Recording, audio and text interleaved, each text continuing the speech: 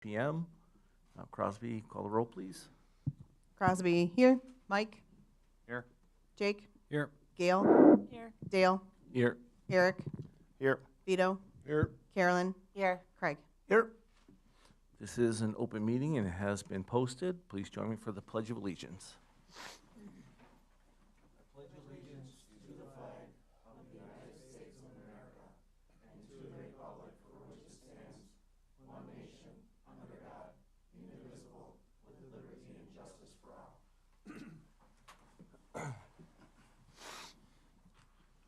We don't have any citizens' comments, correct? Okay. Moving on to D, consent agenda. We're looking for the approval of school board special meeting minutes from April 22nd, 2024, and approval of the school board meeting minutes of April 22nd, 2024. Any questions or comments? Hearing none, that is approved. Moving down to F, moving down to our favorite, policies. Okay, so I know right in front of us, before we even get started, there's a lot here to digest. So what we will do tonight, and just kind of for some foresight, we will bring these forward. If you had a chance to really dig into them, that's one thing. We'll talk through them a little bit tonight. But just know it's okay for us to go into June for approval. So if this is a lot, we can look at it tonight, we can look at it again in May, and then come back in June for final approval on these policies. So as a reminder, we do work with the Neola Policy Service.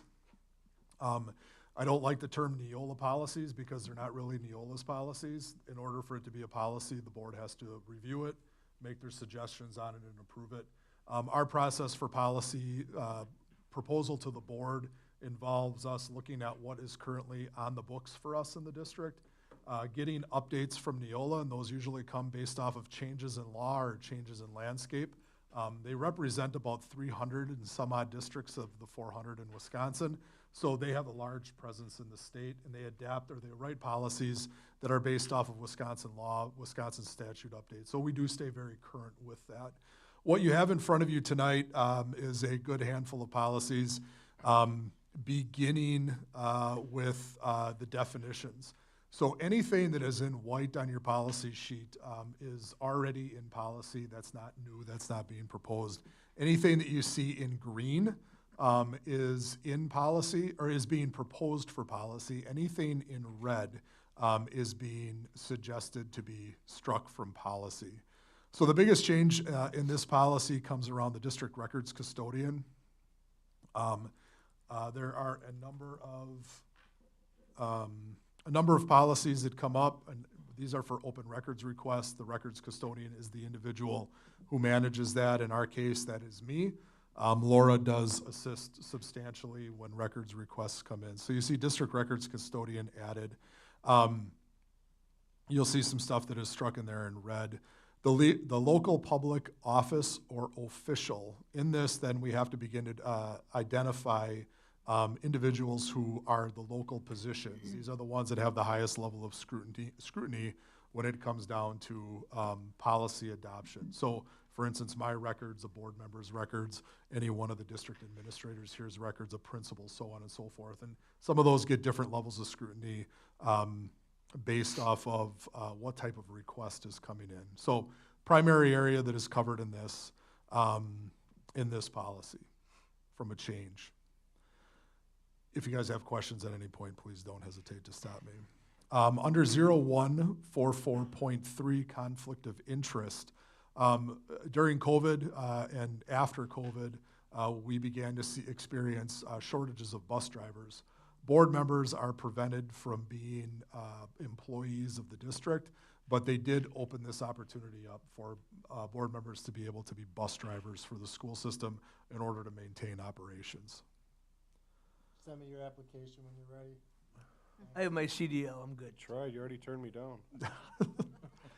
Clerk, as questions have come in on just the roles during election cycles and so on and so forth and posting, the clerk's role has been defined a little bit more clearly here. Responsible for the following duties.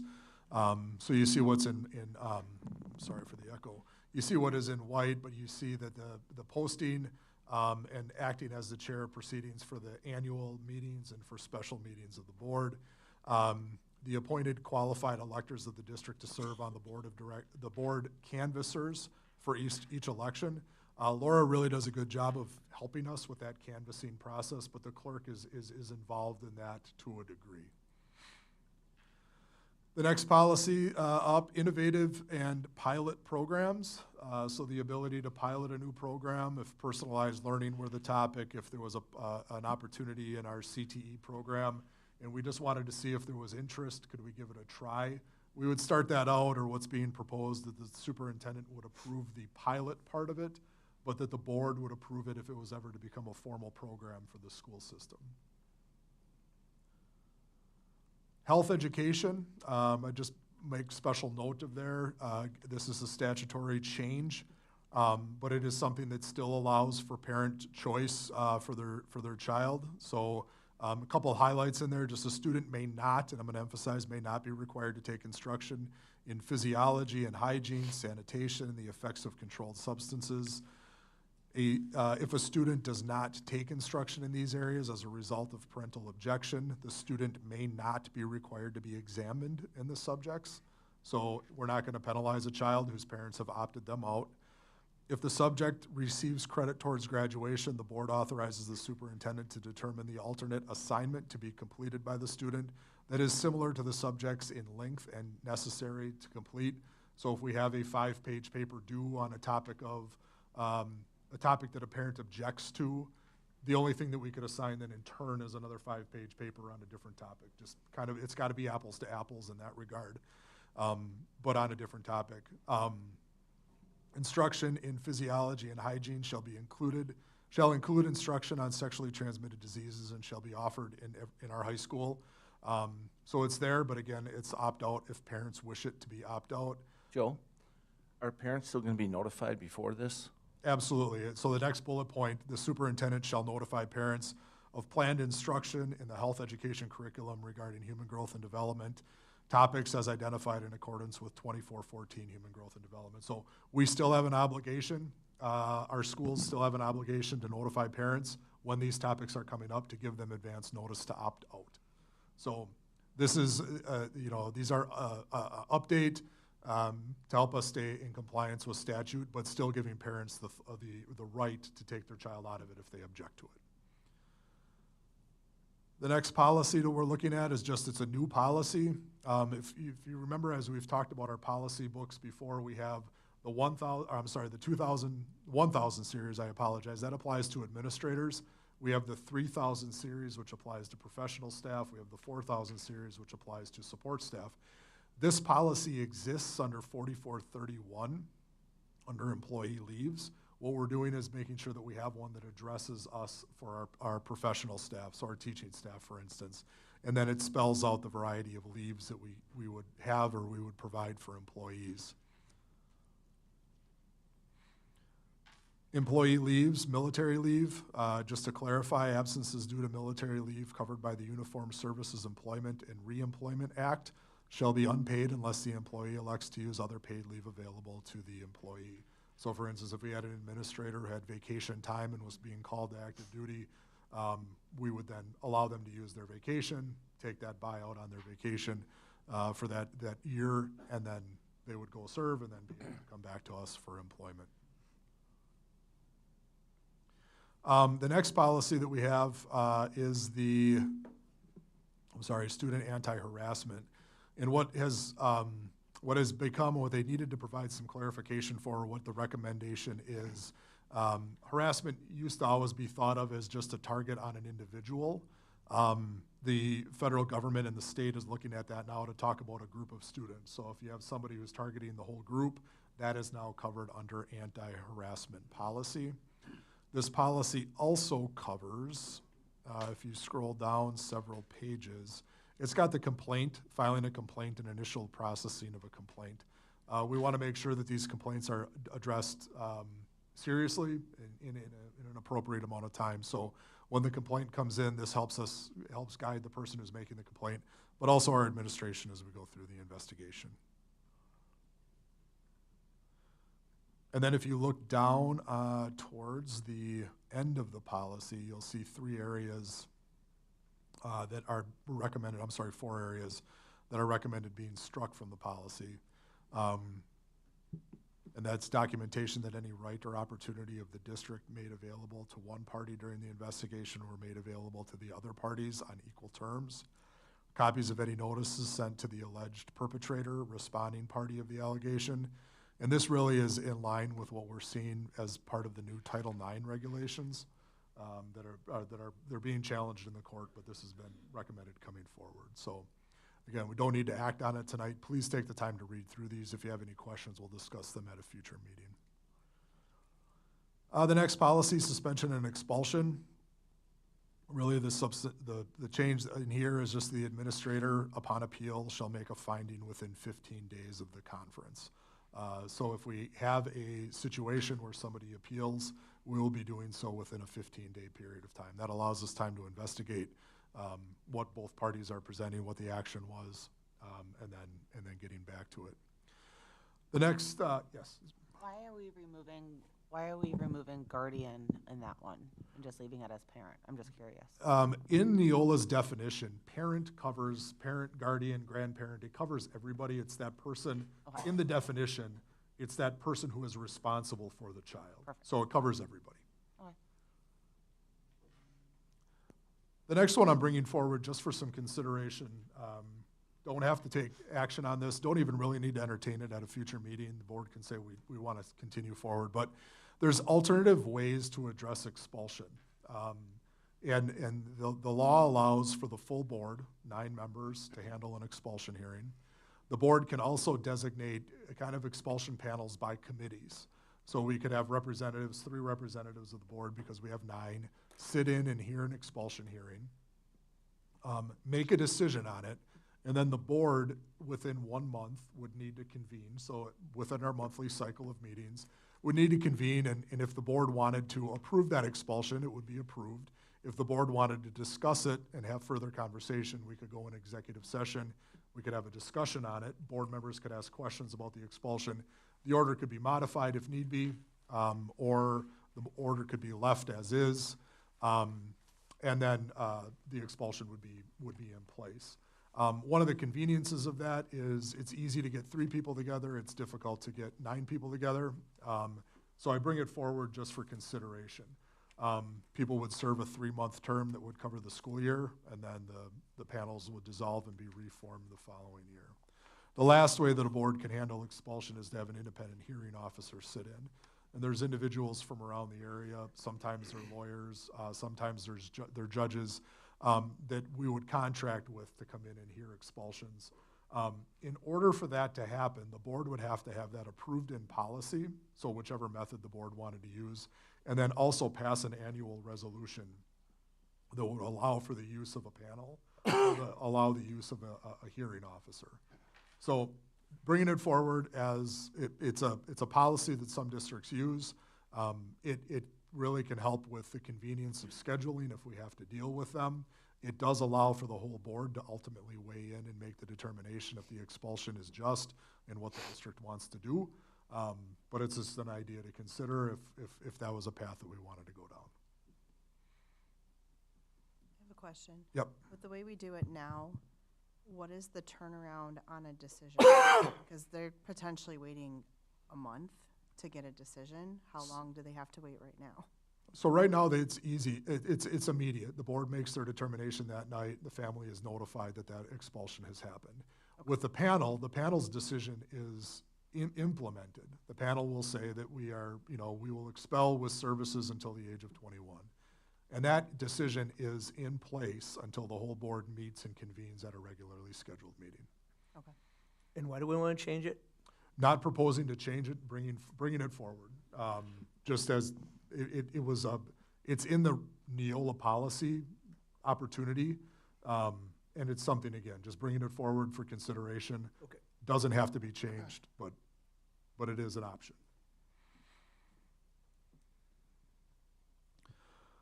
Facility security, the recommended change, just the deletion of the board authorizes the superintendent to conduct searches of non-student visitors. We struck that out. The appropriate authorities may be contacted in the case of serious offenses on our property. The superintendent is authorized to utilize metal detectors. We have a policy or we have a practice in place where we do have metal detectors at MHS to wand students in the school buildings and on district property to maintain our facility security. Superintendent shall report to the board no later than the next regular board meeting any significant incident involving vandalism, theft, personal safety, or other security risks and measures. So this is an addition to the policy. Any visitor to the school, just to point this out, may be refused or asked to leave the building, so again, to maintain facility, by either the administrator or the event supervisor. Sometimes we don't have an administrator present, but we do have a designated event supervisor, so that is an addition to this policy. Our next policy this evening is volunteers. Oh, that slid. Just notes on there that a board member may serve as a volunteer bus driver for the district if the provision. So this is the addition of board members. And then the reference to veterans as classroom volunteers under policy 9800.01. Under public records, we talked about this before. So those public records, the green, including providing the notice required. So we do have a notice requirement around public records. That is an addition. Under student records, so we have an address confidentiality program.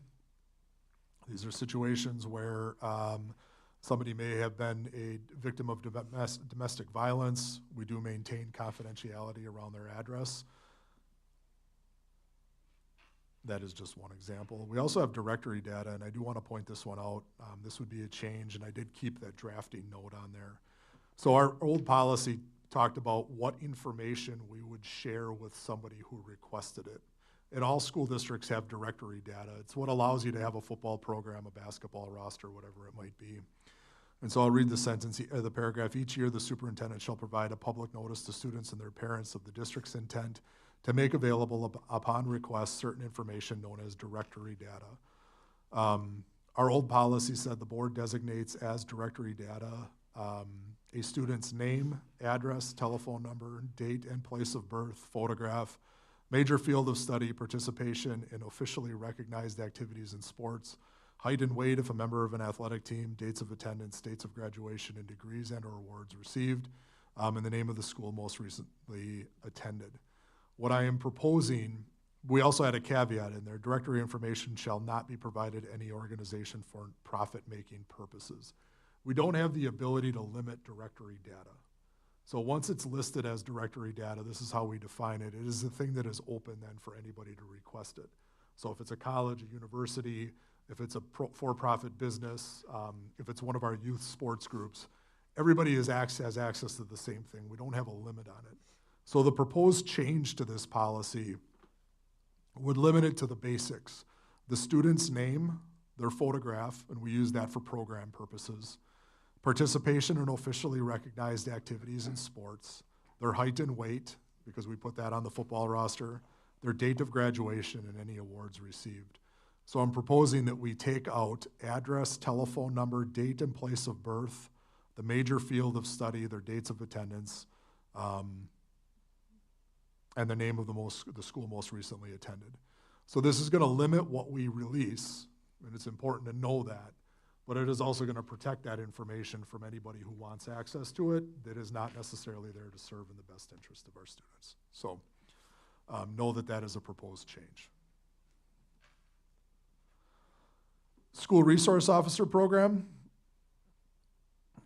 bringing that forward. Tom, we are going to be negotiating with this summer, so I just want this on your radar for the board to take a look at.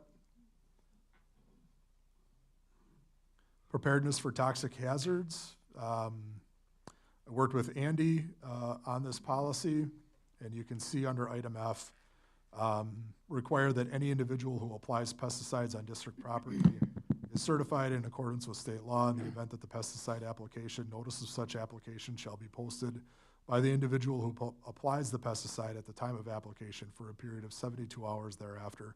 We just want to notify the public. We have a lot of green space. A lot of people use it, which we love. We appreciate it that our facilities are being used. But if we're going to treat the fields, we want to make sure people know that we treated the fields. We have the nursing mothers lactating employee policy. And then you can see in there, You're crossing out nursing mothers? this is the proposed by the Title IX regulations. I'm happy to keep nursing mothers in there. I'm just giving you what was proposed. I'm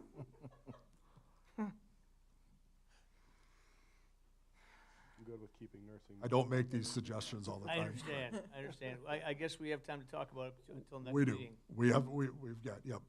Nothing urgent there. It really talks about though what our requirements are, just making sure that we are providing employees a space to do it.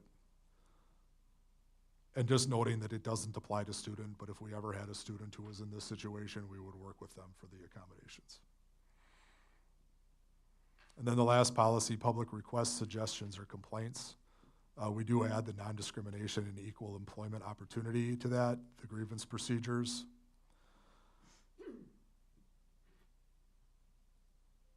And then just going through the steps, we have like under item A, criticism is to be addressed to the principal in writing and shall include. We want to have the specifics on there. The concerns about the request, consider it based. This should be include a specific description of the offending material. We do need to know why somebody is offended by what is in a text or what is in a book, so that we can deal with that appropriately. Is it the whole book, or is it pages 35 through 37 where the objectionable material is there? The material being reviewed based on a request under this policy shall remain available during the review process unless the superintendent determines that the subject material poses a threat of harm to students considering the grade level involved. So we would keep that in circulation until the committee ruled on it. Or if it was really bad and should never have been there, I would take a look at it and say this is going to be on the shelf until we go through the proper review process. And then if it goes to the board's decision then is final. And then the decisions rendered on those materials shall be in place for 5 years. Not that we're entertaining the same text year after year after year. And so those are the policy recommendations. Like I said, when we started, if it's a lot to digest and we need to push this off until June to finalize it, we can certainly get into June to get through these. There's nothing in here that is urgent that is going to immediately impact how we need to operate for the remainder of the school year. Any questions? I have a question on the student records policy. Yep, let me just get back there. Can a parent request that their child's information not be released for any reason, or only those children who are being protected for potential abuse? Yeah, so if you were pulled, I'd have to look into if you would be pulled from the directory data, but we'd have to have that parent truly understand what that meant. You know, when we do like a couple weeks ago on Friday, there was a Mary Poppins, or the weekend Mary Poppins was being played. All the kids who participated were in the playbill for that, or in the program for that. Any kid who participates in athletics would then be pulled out. The graduation, program, the kid would be removed. So I will look to see if the students can fully be pulled from that directory data, and we could talk about that then at a future meeting. Okay. A question about the wanding. I know it came up in past meetings where there were a couple, problems when staff was wanting a student, and when it got to their private area, they said it was a piercing. Talking with a friend who does a lot of training and police training, he said we could require them to go into the bathroom, take them off, and rewand them. Is that something we'd want to address in that policy? We certainly could talk about that from a practical standpoint, and then just double check to make sure we're not being too invasive with our search.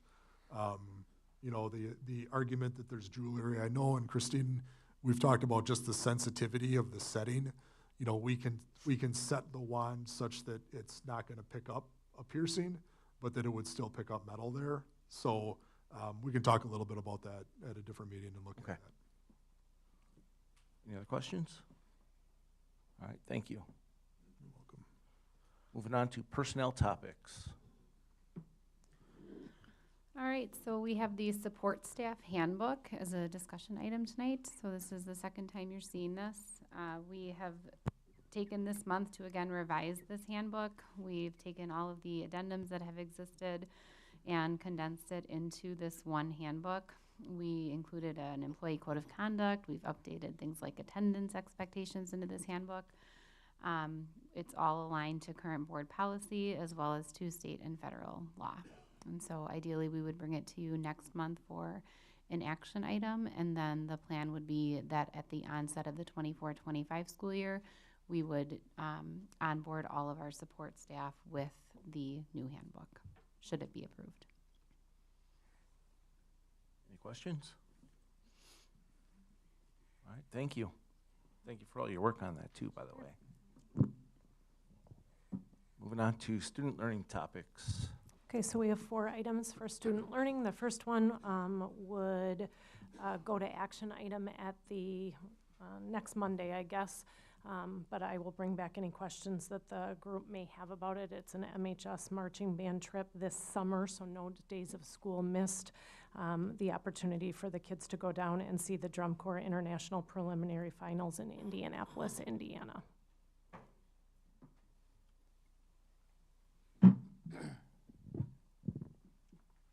Any questions on that? Rock and roll. Okay, so we'll bring that. Question. Oh, yeah, absolutely. It says that they're attending two, I'm looking for the wording now, I saw it last week when I reviewed this, but basically 2 art events, like separate from the band concert. Do Yes. we know what those are, and are they in alignment with school? I will policy. get those before we vote on it next Thank week. you. Yep.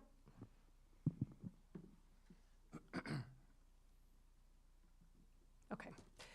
Second thing on the agenda then, Dustin Lehman is here. So once a year, we do provide the school board an update according to PI 26 on many issues relating to our CTE, or our academic and career planning, and our CTE programs. So Dustin is here today to do a presentation for you. Yeah, good evening, everyone. So PI 26 is our Education for Employment Act. Again, this is all informational. This lives on our website. State law says we have to have this accessible to all of our community members. So this is something that we update every year. So what I'm going to do today is literally just go through some of the things that we have to do, some of the things that we're doing K-12, some updates, and then some celebrations on some of the growth that we've had and the direction that we want to continue moving forward. So this is just saying the things that we are required to do. So we are preparing elementary and secondary pupils for future employment. Technological literacy, promote good citizenship, cooperation among business, industry, labor, post-secondary schools. So all of those things, like really part of my role is what this E for E plan really states.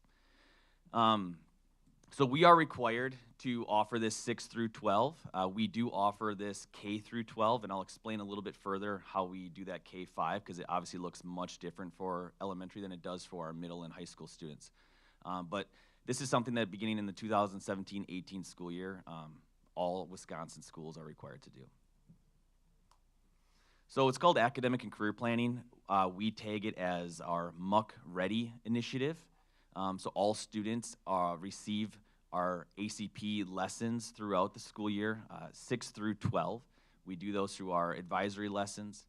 And it really is so that students can kind of know what careers are out there, what careers are, how to kind of tackle those careers, how do we expose our students to those as much as possible so they have informed, they have an informed decision-making process.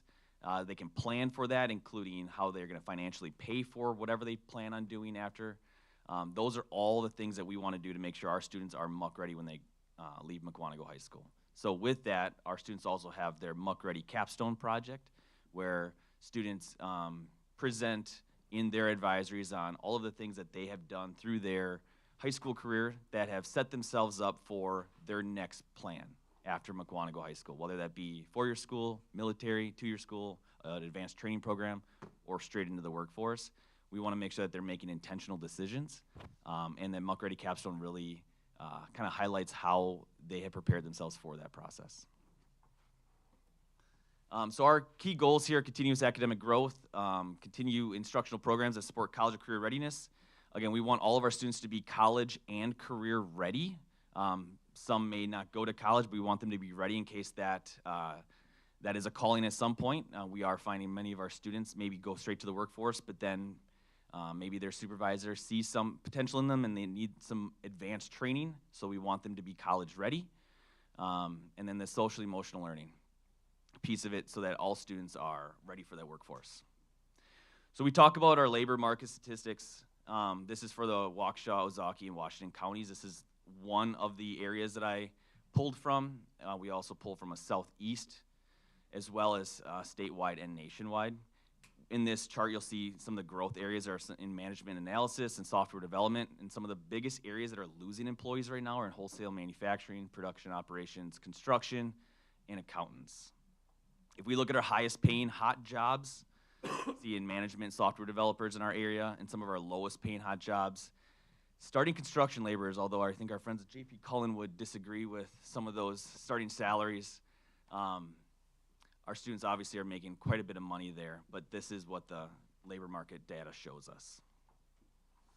So as you look through here, here are the hottest jobs in our area for our growth through 2030. So these are all things we take into consideration as we continue to refine our pathways and our plans for our students. So as you look, how are we addressing these needs? We're always continually refining our pathways, making sure our students have as many opportunities as possible. And with that, the experiences outside of the classroom are what we're trying to increase. There's just things that we can't replicate in the classroom that we can replicate on the job site. So trying to really increase those engagements as much as possible is our goal.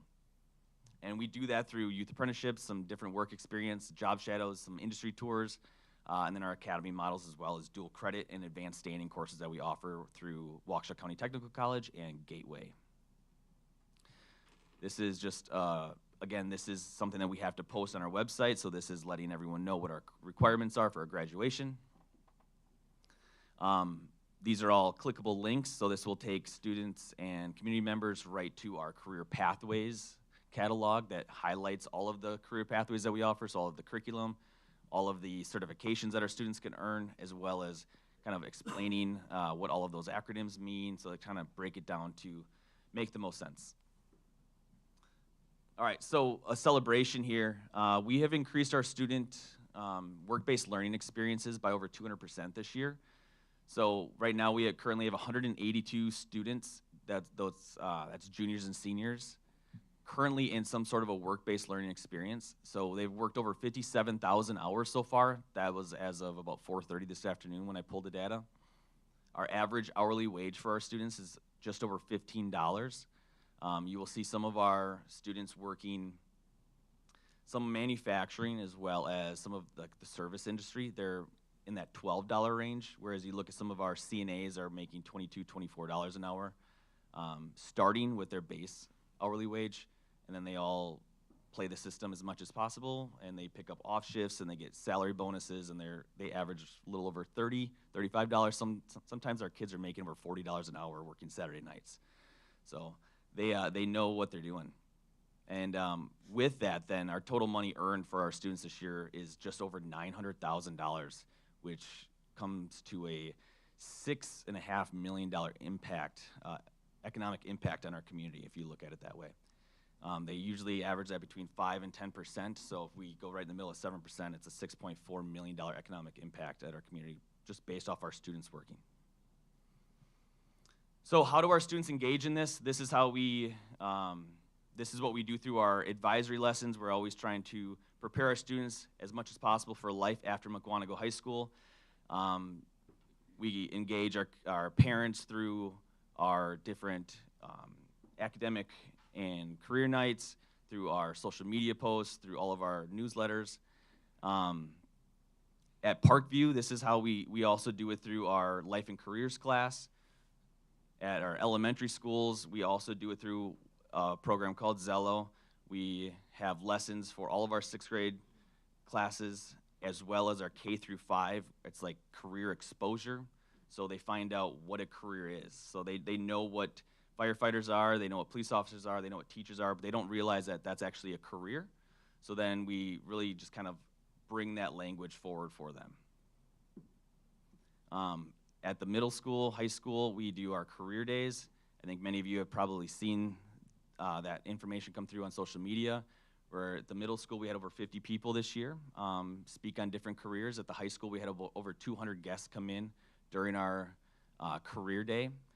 And then at the elementary level, multiple elementaries in our district will do high interest days, where it's also exposing our students to different careers that are out there. Our partners in education, so when we look at our higher ed partners, Waukesha County Technical College, Gateway, Gateway really has increased, specifically with our CNA program. We have 40 students signed up this summer for CNAs, which is a very high number, and it continues to increase. We actually, we have a waiting list for students in CNA, so we are in a good spot there with our healthcare. And then we have some of our advanced standing through Waukesha County Technical College as well. So how do we connect all the dots? We have that digital job board that we had talked about. Right now we're at 13 high schools, and over 10,000 students have access to that job board. We have a little over 300 jobs currently posted. That kind of fluctuates up and down as jobs get filled and more jobs come on. We do targeted mailers twice a year to really try to increase exposure to this. The hardest part for someone like in my job is when I go to a community, when I go to a local manufacturer, there's always movement. People are promoted, people move, always trying to reestablish those relationships. This is kind of that one solid where hopefully people always know they can post here and they will have access to all the schools in our area. Because at Mukwonago, we can't fill every manufacturing need that takes place in Mukwonago. We can't fill every healthcare need.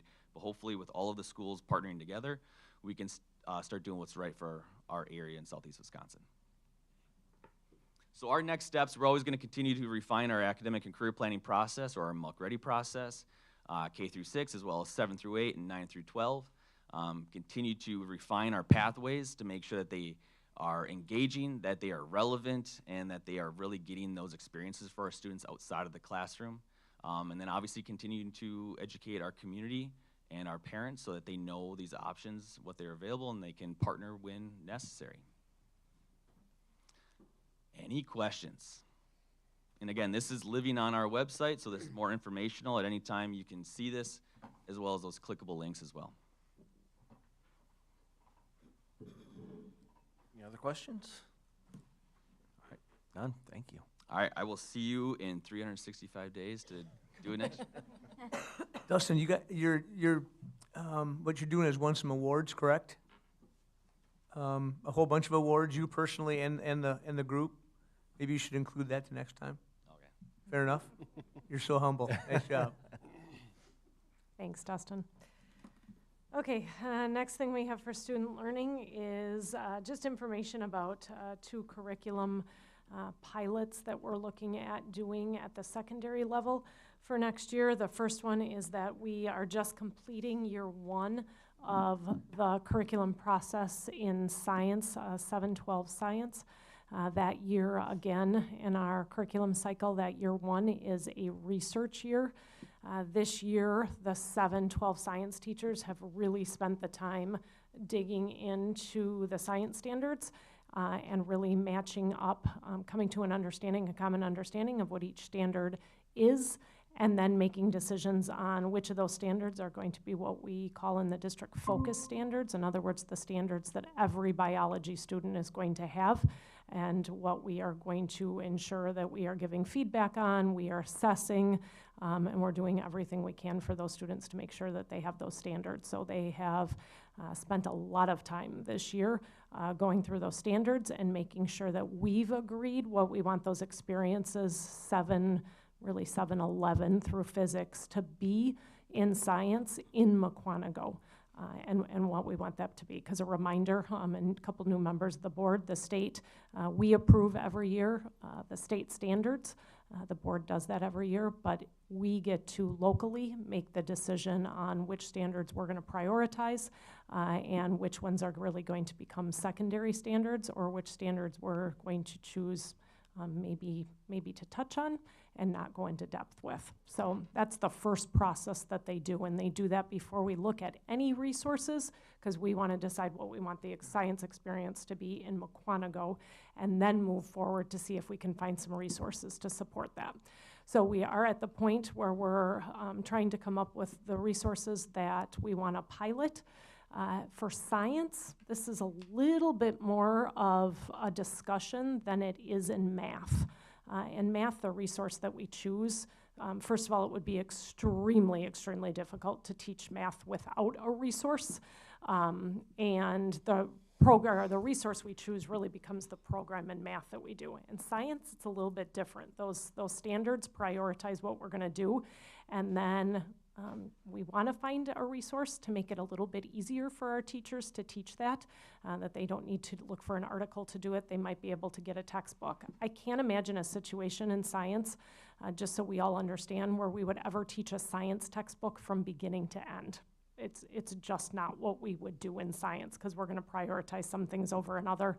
I think it would be very difficult to find a science textbook where we say we want to move from chapter 1 to chapter 9 altogether that way. So that being said, we have narrowed in on some resources, more in our middle school than necessarily our high school, but in the 7th and 8th grade, we found a couple resources, Lab Aids and Open SciEd, that we can go through and find the units, only purchase the units of things that we want to. And so they send us, don't think of a traditional textbook, that's not what it is. They might have 10 units as part of a 7th grade curriculum, and we go through and we decide which 4 we want to use here in Mukwonago. And so for the pilot, they're going to choose 2 that they're currently deciding on. So this is an update today. I will continue to update, and then Angela will continue to update once we switch positions. But they are currently deciding on those 2 units that they want to pilot that will match the curriculum that we've decided that we're going to do here. So I did make those open links so you can kind of take a look at those. And again, we'll update maybe even next week which are the units that they've decided to do that for. Biology is really narrowed to 1 textbook. They're not finding a clear choice on a textbook that they would be happy with. I did get a call from one board member on Friday that I definitely want to address with the whole board, and that was, are we sure that everything in that textbook is going to match what we would want our students to have? And so I am currently, pilots, reminder, are not board approved. We decide which units we're going to do that with and make sure that it's a resource that we would want to hand our kids. So by the next time in June that we have a committee meeting, my desire would be to sit in front of you and say, yes, I'm absolutely sure that that textbook we're going to be handing kids. I can say tonight, I'm absolutely positive that we will not pilot anything in that textbook that would veer from the curriculum that we've decided, but by the beginning of June, I will be able to let you know that there's nothing in the textbook I have concerns about. So, and then chemistry, also 1 book that they've looked at, and they would also pilot 1 to 3 units from that I'll update you on as we're going.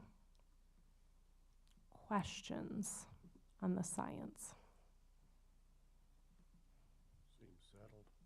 What? Said it seems settled. The science is so. Okay. So the next one then is 612 ELA curriculum.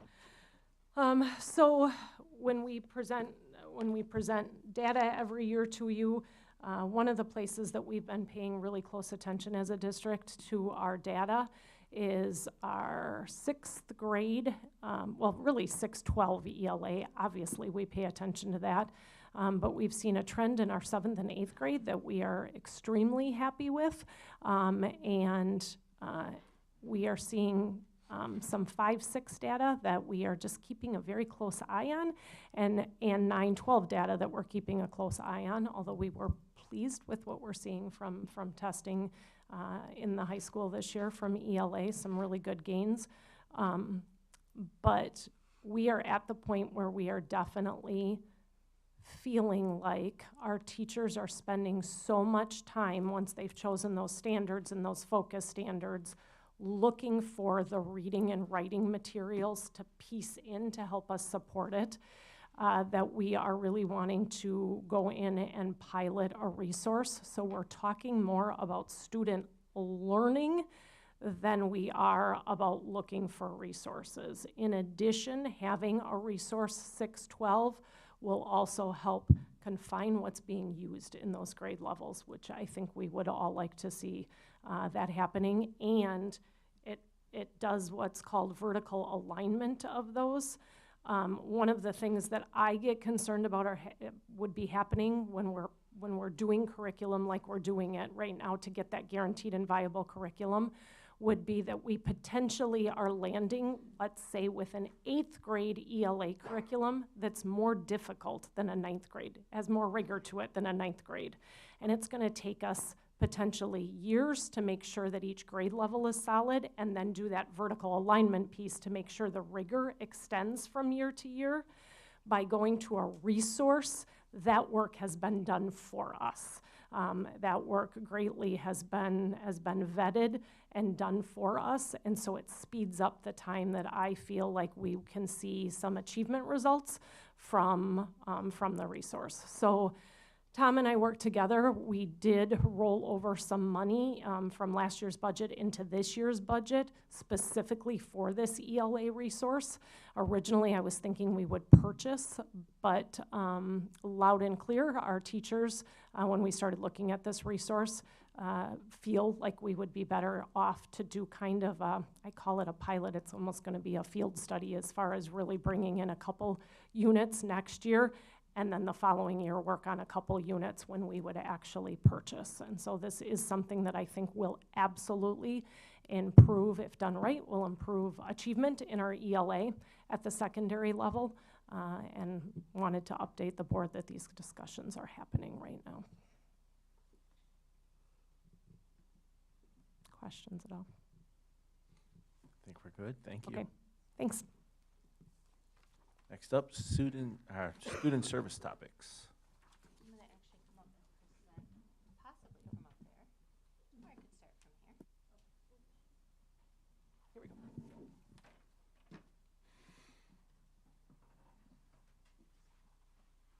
Kristen, we can't connect with whoever's trying to join us. I apologize, but I don't know where they might be.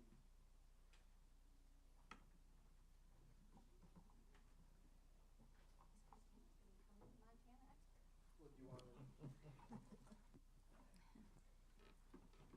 Sure, Joe can help you out. Yeah, Dr. Cook. happy to fill in if we need to. They're all sitting on a call somewhere.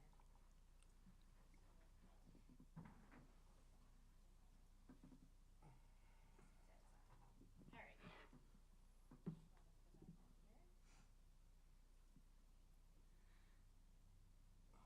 All right, so we brought this, can you guys hear me? No? All right, can you hear me now? Yep.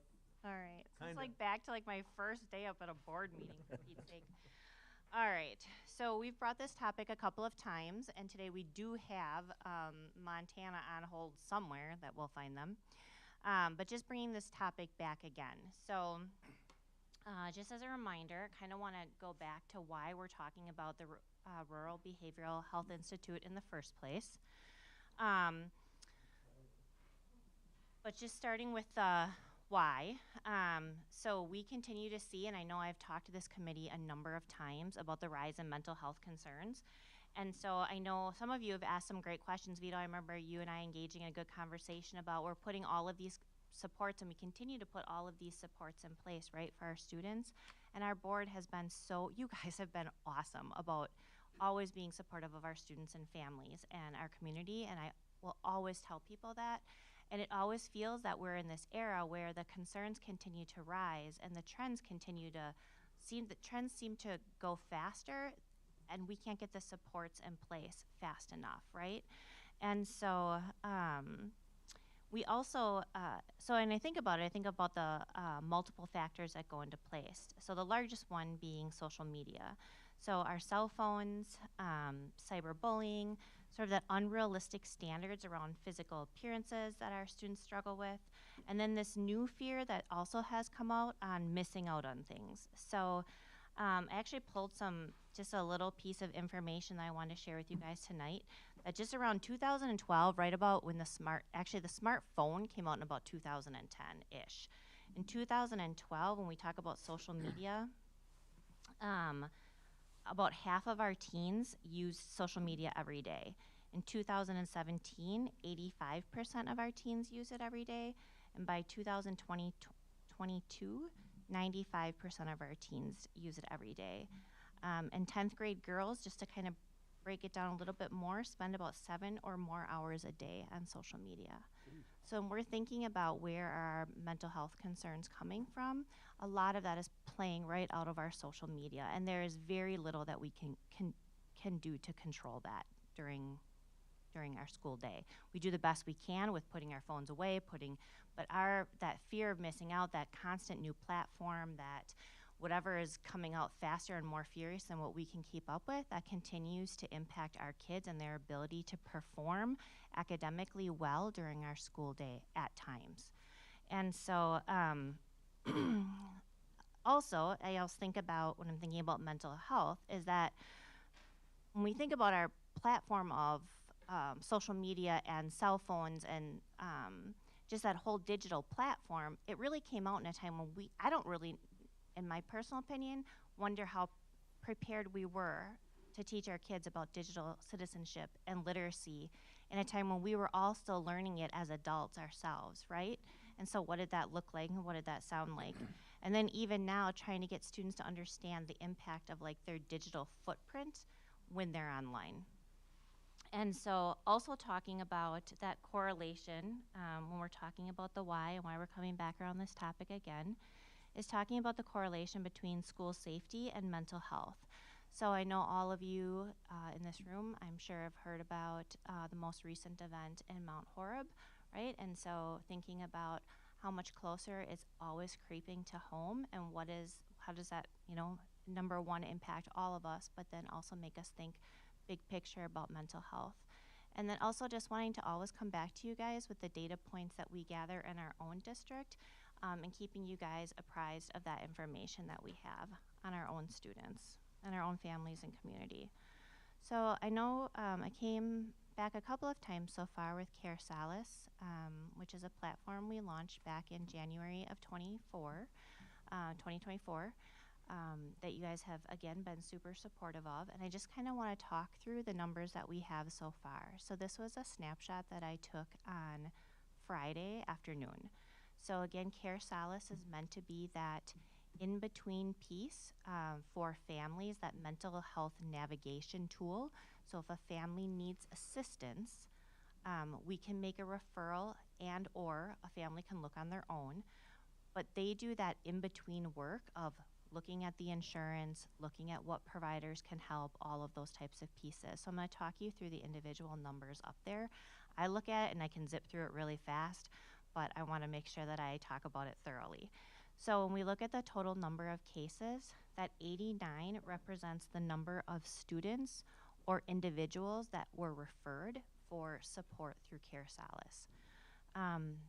That number underneath, where it says total appointments, that's 37 appointments that were made and then providers that were found for students or individuals in our district. The really large number, the 4,632, are the number of communications, whether it was emails, texts, or phone calls that happened for those 89 cases that were opened. So when you think about that number of, you know what it's like, you get a phone call and it's like you play that phone tag back and forth and then you kind of default to email, and then sometimes you're just like, here's my cell phone number, can we just text? Because it's just really hard to get in touch with people. So that represents that total number of communications. That 90 looks at additional families or individuals that were looking for resources, but did not choose to put in their name at that time. So the total amount of time saved is a good compass for us to look at, because that 111 hours is roughly 4.6 days, so 24 hours of time per day that we did not invest as a student services staff, I guess. So it was time that we were able to reallocate with students during the day, during our work day, versus trying to get in touch with providers or going back and forth.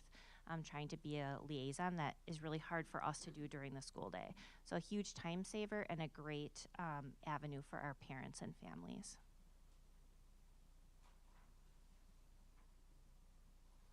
Okay, so just circling back around for Care Solace, again, why are our parents and families or our staff members calling for support? On that left-hand side, you see the substance use. Again, just going over a few of the reasons why people would have called. And that's really small even for me. So alcohol, cannabis, opioids, inhalants, and stimulants.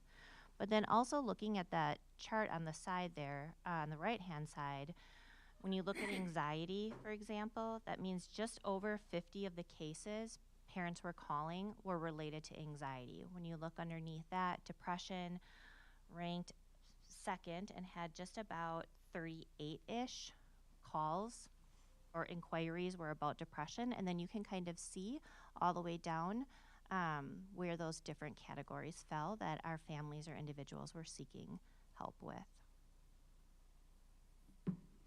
And Care Solace has been really good. If we've gotten any negative feedback from any family members or any individuals that are on staff here, they have been excellent about following up and doing like immediate care and feedback to individuals. So I've been super impressed with their services so far. Along those lines, how has the feedback been overall from families that have used it? Really positive so far. Like I said, I had 3 individuals I had reached out with just some concerns about timeliness, which was really surprising because typically if I ever hear anything, it's like they called so much. But each time, 2 of the 3 were willing to share their name, and so they followed up like immediately with like a deeper dig into the case, and were able to like. It appeared that it was more of an insurance type issue, like a limited contacts. And so, but regardless, like they owned that and took it a step further to make sure that it was fixed and rectified moving forward. So I've not heard anything negative, but I welcome that. If we do hear negative, like, then I want to embrace that and dig deeper into what's going on.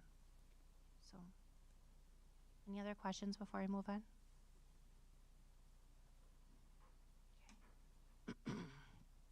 So this next piece, again, is a piece of our local data.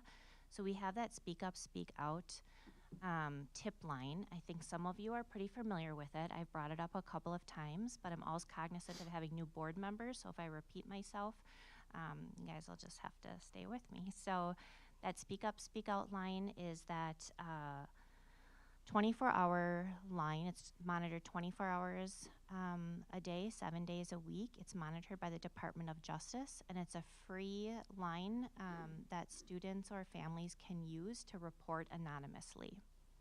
And so I'm going to talk about what kind of tips come into our district and then what that process looks like. So it is really critical that we have that partnership between our law enforcement agencies and our schools. Again, linking that big piece between our why, right? Like we have these rising concerns.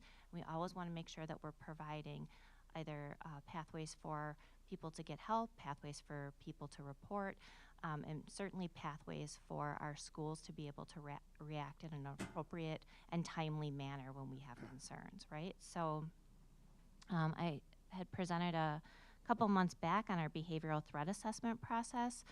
And so again, that links in tightly with the Speak Up, Speak Out and the Department of Justice training too that we've had. The Department of Justice, as we would expect, is incredibly timely and diligent when they get a report. They not only contact back and forth with the tipster, they call it, if it is a really serious tip, whether it's like self-harm or suicidal ideation, or it's a school safety threat or a school complaint threat. Maybe that's Montana. Then they will, like they've called me at home, they'll call the police department, they'll dispatch immediately. Like, they are really good about having follow through. If we don't respond to a tip, they follow up like with duplicates repeatedly until they make sure that we've closed out a case and responded. So when I look at the next screen and look at our data, so since the beginning of the school year, in the 22-23 school year, we've had 107 tips. So inside of those tips, again, like, we think of it as, when it first rolled out, I thought of it more of like school safety, like in threats, but it really, it's so much more than that. Students are able to report about social media, about bullying, about substance use. There are tips that come in through school safety. They do talk about anxiety and depression, and we're able to intervene when kids are suicidal, and or if we're worried about kids hurting themselves. So teens are able to report about other teens, they're able to report about their friends, and they're able to stay anonymous. And so, I mean, we've been able to do some good work based on the information that we get. Any questions about that before I move on? Approximately how many of the 107 tips had to deal with self-harm? Curious. I don't have the exact numbers with me, but I can bring those back to you. Sometimes they get pretty into like the single digits, and so in order to make sure I don't call anybody out if they made a tip and other peers know about them, then I try to stay a little bit Sure. Bigger in full session. And again, these tips come from our community, so they come from our students, our families. I have had parents put in tips before. I've had parents report their own kids before. All right, so again, looking at that focus on school safety and mental health, I saw this quote actually when I was doing some of my research, and I thought it was a pretty interesting kind of way of looking at things. While it's impossible to predict violent behavior, it is possible to prevent some attacks when we have threat assessment tools, when we have early interventions, and we have proactive measures. And so working actually alongside Joe, he steered me in some directions to look at some really good research around school safety, and pulled out some of the stressors that we see around some really tragic situations. So when we're looking at active shooter situations, and you look at that breakdown of what are the stressors that lead up to those really tragic situations, these are some of the percentages and some of the specific incidents or stressors in their lives that happen prior to these attacks. So you're looking at 62% of these individuals struggled with mental health, 29% had conflict with friends or peers, 22% had substance use issues, 22% conflict at school, 16 to 18% conflict with home or parents, and only 2% reported out of them had no stressors, which I thought was really interesting. Not surprising, but interesting. And then just down at the bottom, I did link in just where I pulled that off of. So if you guys are interested in some long reading. And then I wanted to report just a few other stuff here. So dug a little bit deeper into some findings from the Secret Service National Threat Assessment Center. They looked at the 41 incidents of targeted violence that occurred in K-12 schools from the 2008 to 2017 time. And again, not surprising, but also things that we see in our schools, at least patterns of things. So attackers had multiple motives, most commonly involved grievances with classmates. Do we see that in every single high school? Yes, we do. Do kids not get along? Absolutely, at times. Oftentimes we find that firearms are acquired most often from home, not surprising. When we do a threat assessment, when I talked to the team last time, we always ask the question of parents and students, do you have access to firearms? In our community, and in my, I know if I'm saying this on public setting here, but like we're a big hunting family, right? So we do have firearms at home. All of my kids have taken, you know, hunter safety and all of those types of things. So I would answer yes to that. I've also said that all of my kids have been trained appropriately, right? We live in Wisconsin. They shoot turkeys and birds and I don't know, anything legal. And so, but also looking at those observable psychological, behavioral, developmental symptoms, all of those things also factoring into that, you know, those tragic situations, having that interest in things such as Columbine and Hitler. So every year, so you guys know that over our Chromebooks, we have a Go Guardian, a system that sits on top of them, right, that monitors their usage on their Chromebooks, right? So we will get notifications if a student is looking up something inappropriate. We do get notifications when kids are looking up things like school shootings, Columbine. Whenever they're studying World War II, we get a lot of them, right? Because Hitler will come up over and over and over again. Not surprising. But when they're looking at it outside of that, when they're looking up things that are just at odd times or really outside of a unit of study, it does cause us to ask more questions. Like, what are they looking it up for? And then we can dig a little bit deeper. We can run a deeper analysis of what they're looking at. And then those are steps that we always take to make sure that our students are not taking it any further or we have anything bigger to worry about. Those are always precautions that we are taking whenever we are notified inside of our buildings.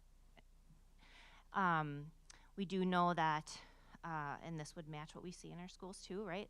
That stressors with social relationships or when there's a bad breakup, there can be a wide range of negative home life factors, sometimes victims of bullying, history of disciplinary actions or contact with law enforcement, and then most exhibiting concerning behaviors from either a low level to really concerning, right, or prohibited behaviors. So these are really like studying those targeted violent occurrences that happened in the United States, but all of these things that are listed, those are not so off of what we might see in our own schools, right? Which is why it's so important that we continue to do the hard work and the heavy lifting around always looking at what is the next step we need to do to be preventative, proactive, and staying on top of the best things we can do for our kids, the best supports we can put in place.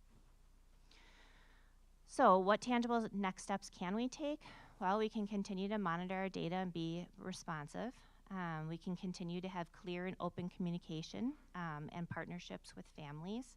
That is really critical for us, that we continue to have that partnership with families, that we're sitting down, we're having those conversations, and not just once, but twice, 3 times, 4 times, having those follow-up conversations and checking in, that we have security measures in place, and we do have that. We have a variety, and those come in different forms. They might look like a door sensor at the high school, or it might look like hallway monitors. It might be something really proactive like the Save Club that we have based on the Sandy Hook Promise, right? Like all of those security measures, they all have maybe a different way to look. We do have multidisciplinary teams to support struggling students. So if we have students that are maybe struggling with behavior or academically, we might be able to, we have groups of people that gather in every single building across the district every year that come around kids that struggle. In addition to that, we also have the threat assessment teams. We do have central reporting tools, that's that Speak Up, Speak Out. We also have additional pathways for kids to ask for help. And then again, that identifying interventions and management strategies to decrease risk, which would be the segue for the Rural Behavioral Health Institute that I am going to talk about. So, all right.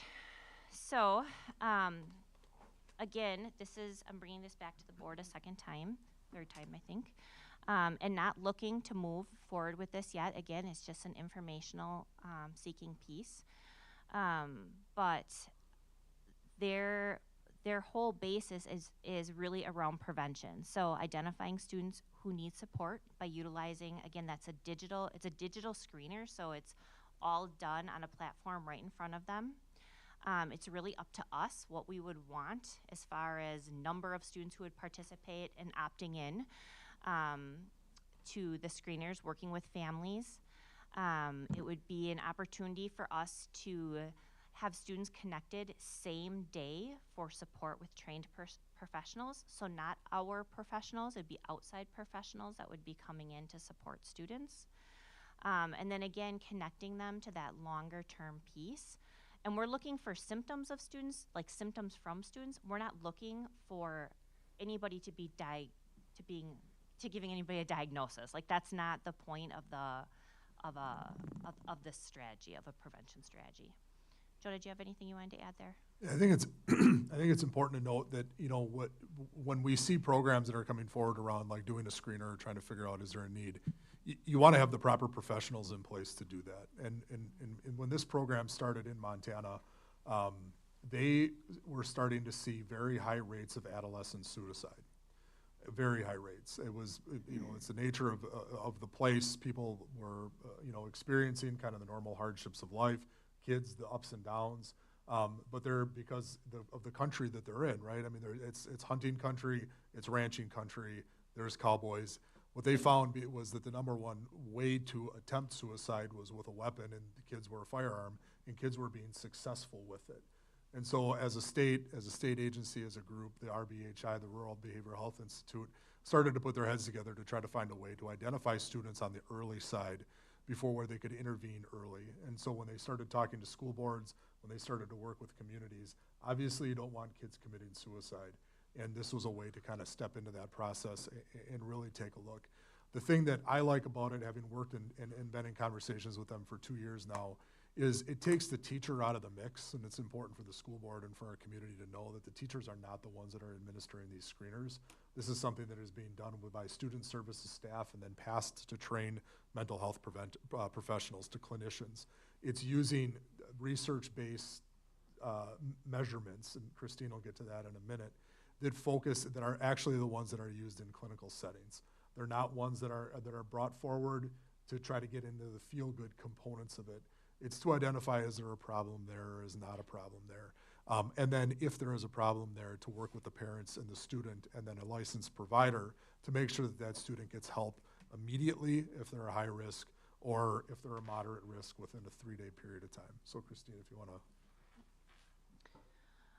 So again, kind of what Joe was just leading up to is that all of the screeners they use are evidence-based, and they're recommended by major health organizations. So they look, there's 3 screeners. One is based on students with suicidal ideation. One is looking at symptoms of depression, and one is looking at symptoms of anxiety. And then just a note that screening for suicidality does not cause suicidality. So meaning that if you're asking the question, it isn't triggering somebody to think about that. So I feel like for some of our students, it would potentially give them, especially some of our students who are maybe just too reluctant to say it to somebody that they know at school. This is, again, a third party. It would be somebody that, it would be a trained professional not connected to school that would be intervening. The other thing that, I'm just gonna throw this in there, that when I started to really think about school safety, I guess it never, even though I know it always typically ends this way, a student who comes into school with a threat to cause harm or to have a targeted attack is also willing to, in some way, shape, or form, willing to end their life. Because if you're coming in with a weapon, you know what's going to likely be the outcome or the potential outcome. And so I think a screener like this could have it could have a huge impact on stopping a really tragic situation also. So the screening linked to care. So identifying students allows our staff and guardians to get kids the care they need and deserve. The schools that have screened have found at least one student that has never been identified as having struggles. So again, a student that has likely went under the radar for a long time. The dashboard that's being referred to here, Merits or Mars dashboard, is where the information is collected, and it has results. This dashboard, and we would talk further about this if this is a route we move forward with, would be locked down pretty tight in our district. This is not going to be something that multiple people have access to. We would have follow-up care for students who are struggling. Students would have good mental health, often have better graduation rates, better relationships long-term, and have better successful lives. And then again, just reiterating that guardians are involved in every step of the way and helping families to realize how their children may be feeling and how to help. And we continue to do that to the community all the time. We have a Screenagers actually event happening tonight out in our community where we are working with families to continue to improve that communication between what can sometimes be challenging raising teens and being a parent. So just circling that back around to what results they were seeing in Montana. And again, I would echo that many of the districts that they are seeing results in are very similar to here in Mukwonago. In the 23-24 school year, they delivered the screener 16,000 times. Over 1,000 students were identified as having a recent suicidal thought or with intent or a plan on how they would try to end their life. Those 1,000 students were connected to same-day care with a mental health professional. Over 400 students received case management to get to longer-term care. Those are some pretty tragic but successful results.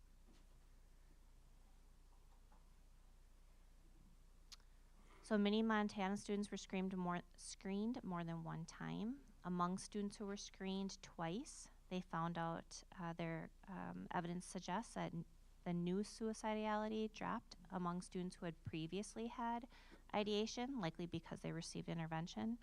The depression symptoms dropped by 39% and anxiety dropped by 37%. Also impressive results. All right, what questions do you guys have? I'm gonna do my very best to answer them. Carolyn? The immediate, so if a child's identified, if a child is identified, they get that immediate care. Is that something that is covered? I'm just wondering, because at Care Solace, they kind of find it based off of insurance. We're not even looking at any of that. We're just looking to get this child care. We don't care about what insurance or anything. Is that correct? Correct. If a student has high need, I think an important feature of this is you have the licensed professionals on site. Okay. So if we identify a number of students, if this is something we wanted to pursue, if we identified that we were going to screen, say, 50 students, there's a percentage that you might find within that, and we saw some numbers there. It was about 7 or 8%, I think, identified as having a need that day. So we would be able to account for 50 students. What does 7 or 8 percent mean?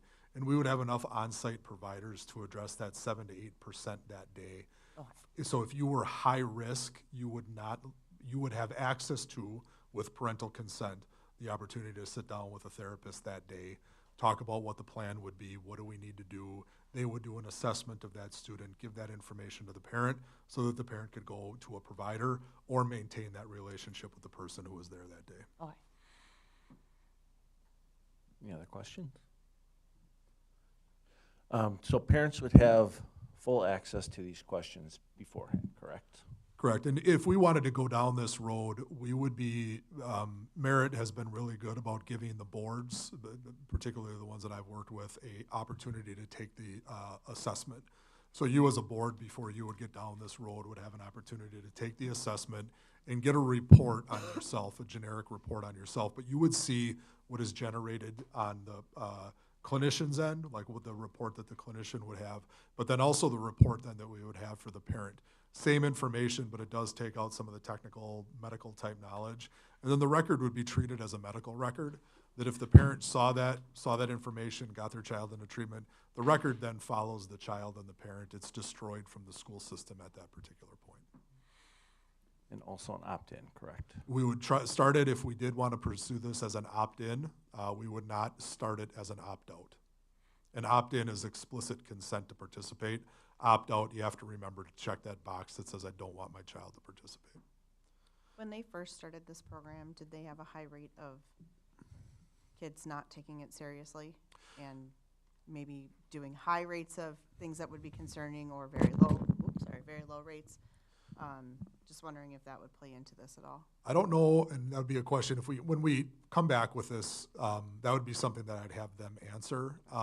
What we did find, and I think one of the more alarming, I think the thing that jumped out at me the most, and it was that kind of that sobering moment, was finding that one student per test that they've done, per assessment, that has identified as having a need that nobody would have thought. And when I've been in conversations with them, that's the captain of the football team, that's the star of the musical production, that is the student council rep, the person who seems to be progressing through school without any real barrier. They're the ones then that self-identify that. And those are the kids then that we can get in to help, because that, you kind of check off those typical signs at that particular point. You're like, all right, what's going on here, and how do we get that student the help that they need? Any other questions? All right, thank you. Thank you. Up next, finance and facility topics.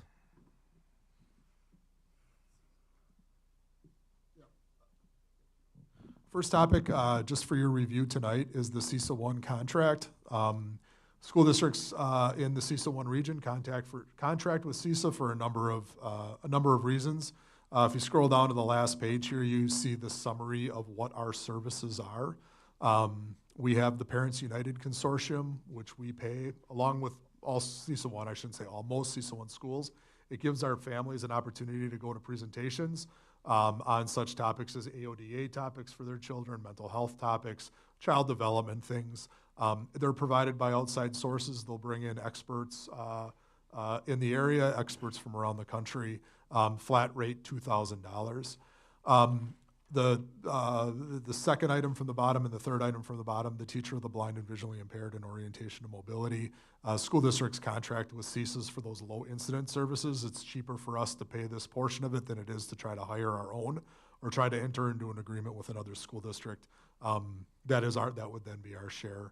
We do have a basic service fee and a membership fee. These fees go to the professional organizations that we belong to. Christine is part of a RSN for special ed directors. Stephanie goes to the curriculum directors, and I attend one for the superintendents. It's a nice networking opportunity. We're able to compare what we're doing in our districts. So all in all, you see a bill there for $40,055.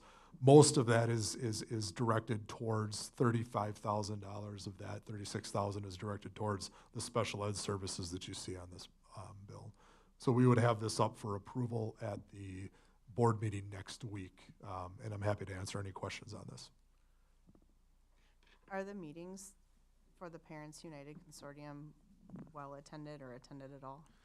Depending by the topic, I've attended some as an administrator in the past, and there have been anywhere from 50 to 100 people in the room. I have attended some as an administrator, and most of them are parents. I've attended some where you have a dozen people in the room, and they're not very well attended. Okay. All right.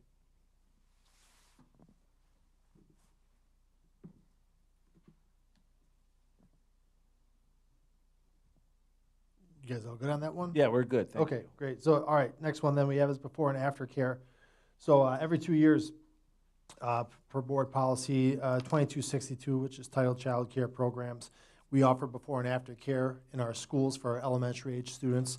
They can get dropped off as early as 6:30 in the morning and then receive care up until when school begins. And then after school, we have daycare again all the way until 6 p.m. So it really gives parents the benefit to take their kids to school, drop them off, have them watched.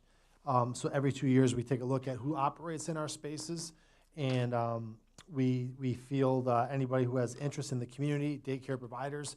Really only the two entities we work with right now are Kids Connection and YMCA. The YMCA operates before and after care at Big Bend Elementary and Prairie View Elementary, and then Kids Connection has the other 4 elementary schools. They were the only 2 entities that expressed interest in doing this, so we do take submissions from others that are operating but aren't at the moment but would like to, but no new entities applied. So we convened a committee. We have a scoring rubric. We follow basically everything laid out in that policy. that spells out the things that we look for. So the committee, which was myself, some other administrators, Colleen Hoyne, Ron Schlicht, and some parents that utilize these services at each of our schools, we looked at the provider's experience and length in years, the ratio of employees to children, credentials of the program, what they do with the kids, what activities, homework, things of that nature, the fees that they charge, and then their noncompliance reports as found by the Wisconsin Department of Children and Families. So we looked at all that, graded all that. At the end of the day, the committee is saying, let's keep things as is. Kids Connection wanted to simply continue on with their 4 schools.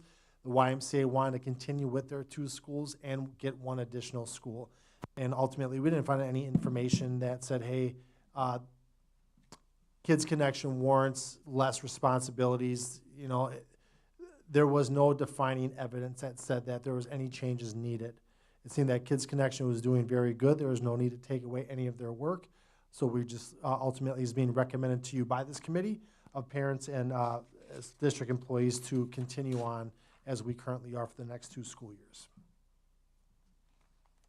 Hey, Tom, I was just wondering, did the propped open doors for aftercare, was that ever addressed?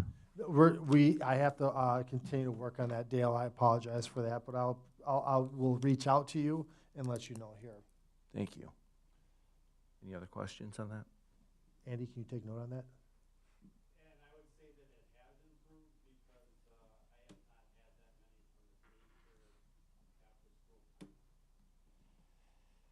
Thank you. I think one thing, I just want to comment on that, Dale. You know, our schools are open. You know, there's a variety of groups that access our buildings after schools. It could be Boy Scouts. It could be really any community group.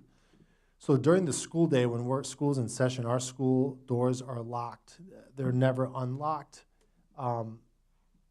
So once school lets out, you know, our buildings do open up for evening groups and after-school groups, and we have our daycare providers in there. So it's a fine line of balancing access to the schools, but also locking all doors in a sense that, you know, for a concerned parent who has a kid in their daycare, they'd like to know, is the school open? The answer is yes. So it's really trying to strike a balance of where we can provide that ultimate safety for the students, but still leaving our buildings accessible to the community that's using them. So I just want to put that out there. So. The next one is then just giving you guys monthly updates here as we kind of wrap up the 23-24 budget. We're coming to the home stretch of the last 2 months here. Just a little bit of information here for you. So you've seen these exhibits before, you've seen this information before, and I'll continue to bring this back in June and July. We'll do our final audit in August, and then once that's wrapped up, our auditor typically brings back final values in November or December. They call in, they present information to you. You can ask questions at that time. But just trying to jump ahead there, project where do I think we're going to land, where are we going to be here. Overall, I don't have any major concerns at this time. One thing I just want to note and talk about here is that, you know, 75% of our budget is salaries and benefits for our people. We're a people-driven organization. You know, we don't invest in research and development and a lot of other things you might find in private sector areas. Right now, we are trending over in our budgets for salaries and benefits in Fund 10, our general fund, by 1.3%, but we're under budget by 1.3% in Fund 27. Anytime, you know, something like that information I'm bringing to you now, the explanation why are we trending over there in our salaries right now? When we set our budgets in October, you know, that's at that time, that's our best guess as to where we think things are going to go. But following October, things do happen. Sometimes there's mid-year salary adjustments. For example, we increased buildings and grounds pay from $16 an hour to $19 an hour. Those types of things take place after we already kind of set our budget. So it's an explanation why are we deviating up. That's one example. Sometimes there's teaching overloads and things where we have to address, you know, the need to have a teacher but not necessarily hire a brand new teacher. But really the biggest reason is that we have a lot of FMLA leave for maternity leave and sick leave. So at times we find ourselves not only paying the employee who's out on leave their normal wages while they're gone, we're also hiring back somebody to replace them. So you really, if there's a lot of babies being had, and there are, that can just kind of lend itself to having the budget go up, and it's a way that we can't see and predict that coming. But overall, when we take a look at, what are we doing? Again, the general fund, Fund 10, is the fund that really warrants your attention. Out of all the funds we have, that is the most important one. We aimed at a break-even budget of having $64 million in revenue and $64 million in expenditures. And I predict that we'll have $1 million more in revenue. Some of that's due to high interest rate returns. So we'll meet our mark in terms of money coming in and then some. And then I believe that we'll be under our overall expenditure amount that we set. So we're looking to have a good year when this thing's all said and done. Okay? So I just want to bring all that information to you. If there's any questions, please let me know. Any questions? Thank you, Tom. All right. Moving on to action items, hires, retirements, and resignations. All right, so it's been a busy month. We have a lot of new hires that we have onboarded, so we're looking to take action on the following. We have Aaron Bleacher, a Mukwonago High School business and marketing teacher. Allison Cherney, an occupational therapist at an 80% contract. Rachel Friesma, Parkview Elementary School special education teacher. Lindsay Johnson, Big Bend Elementary School special education teacher.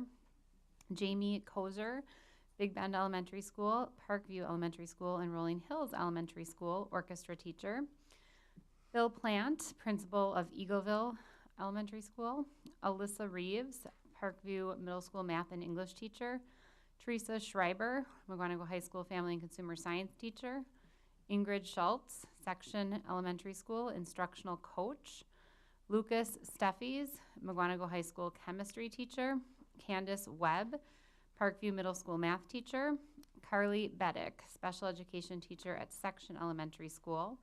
And then also looking to approve the 2024-2025 teacher contracts that have been attached there. I'm not going to read all 250 some names there. In terms of resignations, we received resignation notices from Rachel Connell, Rolling Hills Elementary School special education teacher. Andrea Kaplan, principal at Clarendon. Ashley Knutson, Big Bend Elementary School special education teacher. Jake Krieger, a computer science and math teacher at Mukwonago High School. Emily Shuchecki, Clarendon Elementary School special education teacher. And Steve Telkamp, a Mukwonago High School math interventionist. All of those resignations were effective at the end of the year, minus Steve Telkamp, whose resignation was effective on May 3rd.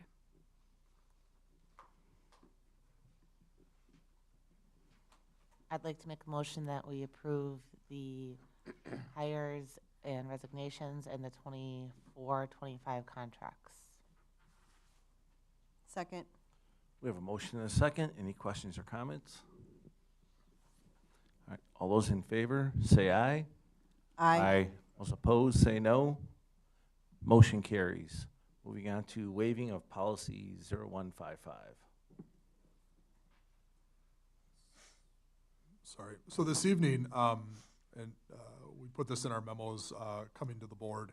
We have 3 items up that we are looking to take action on at a committee of the whole meeting. And policy 0155 talks about the committee of the whole, the purpose of the committee. And generally speaking, we wouldn't want to take action at a committee meeting unless not doing so would prevent us from being able to maintain operations in the district. And so as we get into each of these, and I'll just give you a brief summary, with the health insurance rates, open enrollment for the health plan begins on Wednesday. So Tom and Rachel will take us through the health insurance rates, the discussion around that. The resolution authorizing the transfer of funds. This item allows us to capture the best opportunity to defease money on our current high school referendum.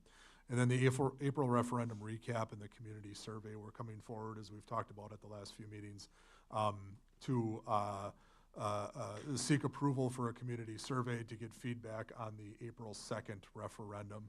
So while not urgent to district business, it's timely in the sense that it would benefit us to take action tonight from a financial standpoint, from an employee standpoint, and then if we are inclined to go to the survey with the community, this would allow us to get it in the hands of the community before school ends, while we still have that level engagement from our families and such, they're still paying attention much more to their school emails. So we would have to take action to waive policy 0155. I make a motion that we waive policy 0155 to take action on the 3 subsequent action items. Second. We have a motion and a second. Any questions or comments? All right, hearing none. All in favor of waiving policy 0155, say aye. Aye. All opposed, say no. Motion carries.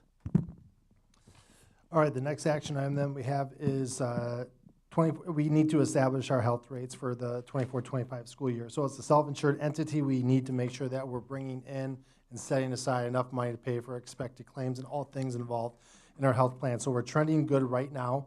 I think the biggest thing that I'd like to call out right now is that at this time last year, we were looking at either moving to the plan we have or going along with a 35% rate increase, which was like $2.6 million. I don't want to call that a catastrophe, but that's a lot of money, right?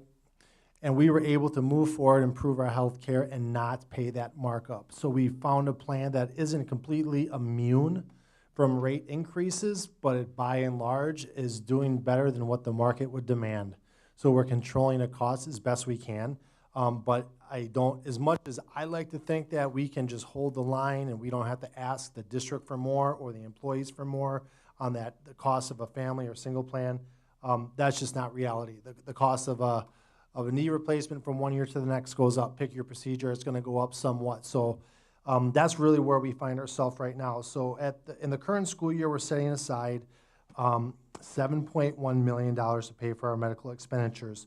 Looking ahead to make sure that we're not just doing the minimum, because we do need to set aside some funds and perhaps just a little bit extra. You want to like build yourself a little bit of padding for worst case scenarios, which you don't know if they're coming or not. But we're targeting a need to set aside $7.6 million for the 24-25 school year. So to meet that funding target, we need to increase rates by 6.75%. So there's one of two options the board could take here. One is we could increase the employer and employee share equally by 6.75%. And if we do that, then whatever the cost is, and so a family plan, for example, costs about $21,000 a year. Employees pay 12% of that through payroll deductions, and then we pay the other 88% of that. All the money goes into account, and then when it's time to pay claims that come in, we pay it from that account. Alternatively, we could, as a district, absorb the full cost of the increase, which would be a 7.6% increase, and then the employee share would be a 0% increase. That would be an 89% and 11% cost share. So just throwing that out there as options you have, you can set this. Currently, the handbook says that it's an 88-12% split, which is pretty common, I'd say, when you look around the landscape there. So that family plan increase in terms of the 6.75% increase, if you're on the family plan, it's like $7 per paycheck. So throwing that out there. So just looking for direction here as we look to increase. I recommend that we increase. How would you like to divide this and go forward here? So you're looking for a motion on either the 12% or 11%, correct? More or less, yes. I would like to increase this, like I said, by 6.75%. You know, the current rate's up, and then how we would like to split that. How would we like to pay for that? Would we like to maintain the 88-12% split or do something different? Can I add that in the handbook with what Tom referenced, we're proposing that we would maintain that employee, that people would not pay for more than 12%. So we wouldn't have to come back year after year and say, is it 11%, is it 10%? When we did the cross-district comparison, we found that 12% was kind of the norm. So if we did go to the 11%, again, we wouldn't come back year after year. The language is that they would not pay for more than 12% of the family or single premium. Okay, thank you.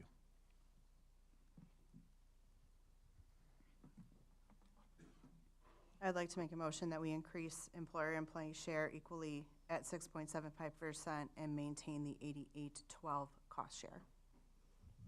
I second. We have a motion and a second. Any questions or comments? That's it. Michael. All right, hearing none, all those in favor of increasing it to 6.75% and maintaining the 12.88% split, say aye. Aye. All those opposed, say no. Excuse me, can we just show that I abstained? Motion carries and Jake abstained. All right, thank you. All right, then, next one then, debt prepayment. So we have the opportunity to prepay a significant part of our debt that we have from the referendum in 2016 at Mukwonago High School. So I'm just going to draw your attention to the screen. We talked about this in length here in April. So I'm just going to kind of walk through the effects here, and at the end of it, you'll hear me say that I recommend that we prepay $9 million worth of debt. So I'm going to walk up here real quick. Greg, can I borrow your microphone?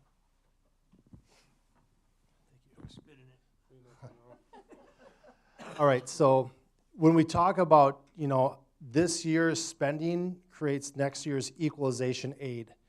So as I talked about how I think this year's budget's going to land, and all things considered here, if we do nothing and we don't prepay any debt right now, our aid comes to us in 3 tiers. So the first $1,000, we have 4,816 kids, so $1,000 for those 4,816 kids. Really, we're talking about the first $4.8 million in spending. We get 43% of those costs back 1 year later. That leads to $2.1 million in aid next year.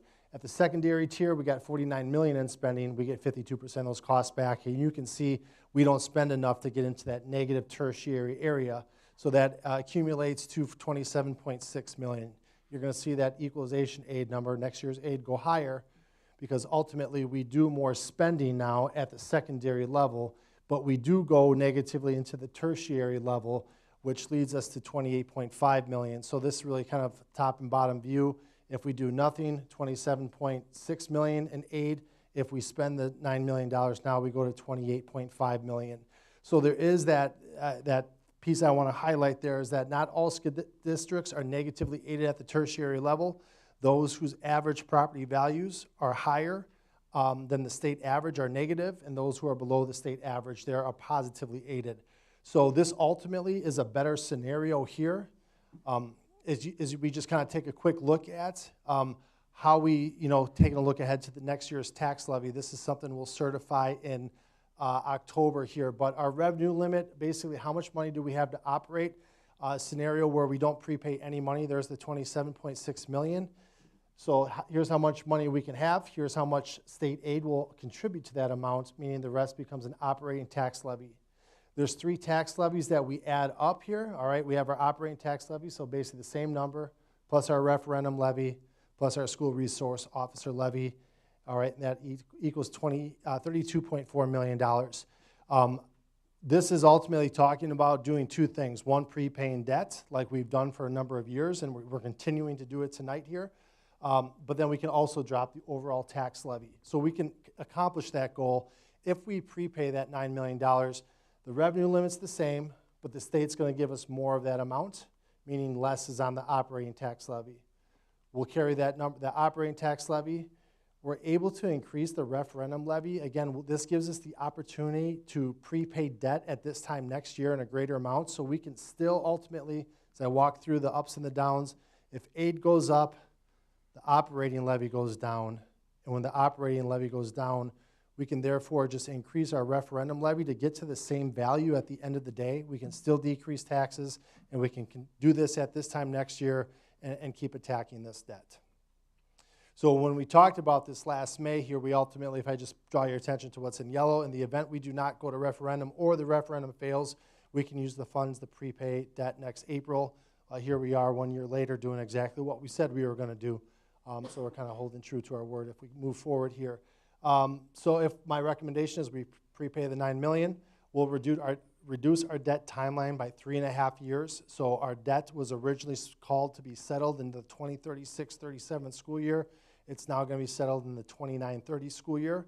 We'll increase our aid by $814,000, and then we'll also remove $2.35 million in future interest rates. So I think this is something we ought to do.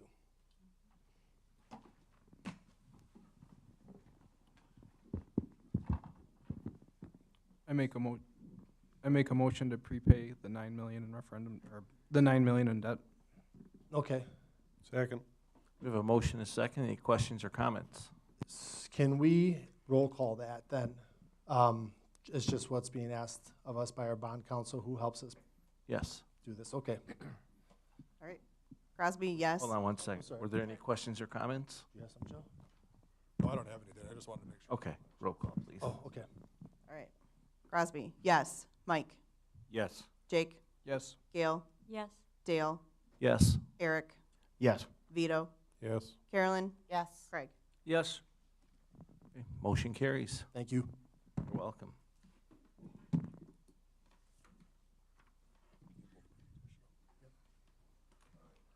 Moving on to number 5.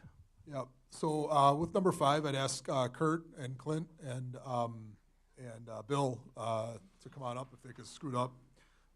So on April 2nd, we've talked about this a number of times now. We went to referendum. We were not successful. Along the way, through that process, and then shortly thereafter, we really were paying close attention. If you could advance, please. Oops, I'm sorry. That's okay. I had something there, my bad. There we go. We were really paying close attention to what we heard, and we heard it from citizens who came to presentations. We heard it in emails. We heard it from folks on social media who made comments. And what we did was we tried to go back and take apart the referendum. What went well with it? I mean, the result wasn't what we wanted, but what went well? What did we hear? What were some ideas that came from that process?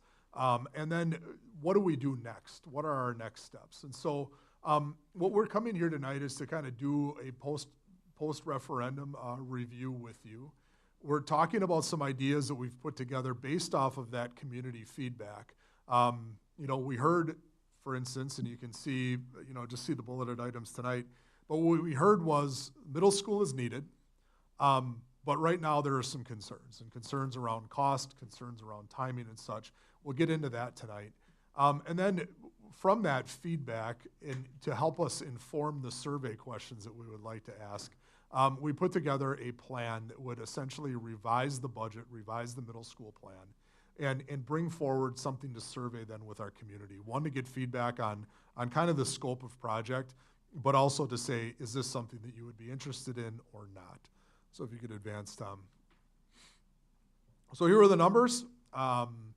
We had about 45.9, almost 46% support. We had 54.1% of the community say no. Go ahead. And then what did we hear? What were the results? You know, we heard that the project was too expensive. We heard from folks going into it and then afterwards that there was going to be low voter turnout, and that there was low voter turnout.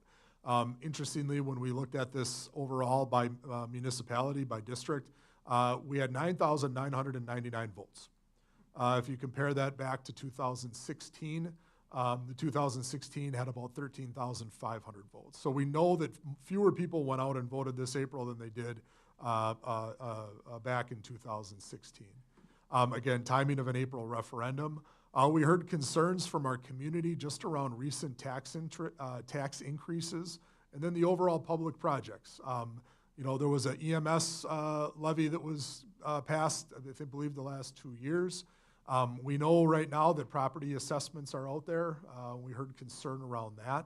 We heard from folks, and we just took action on the defeasance of debt, but that the high school should be paid off before we pursue anything else.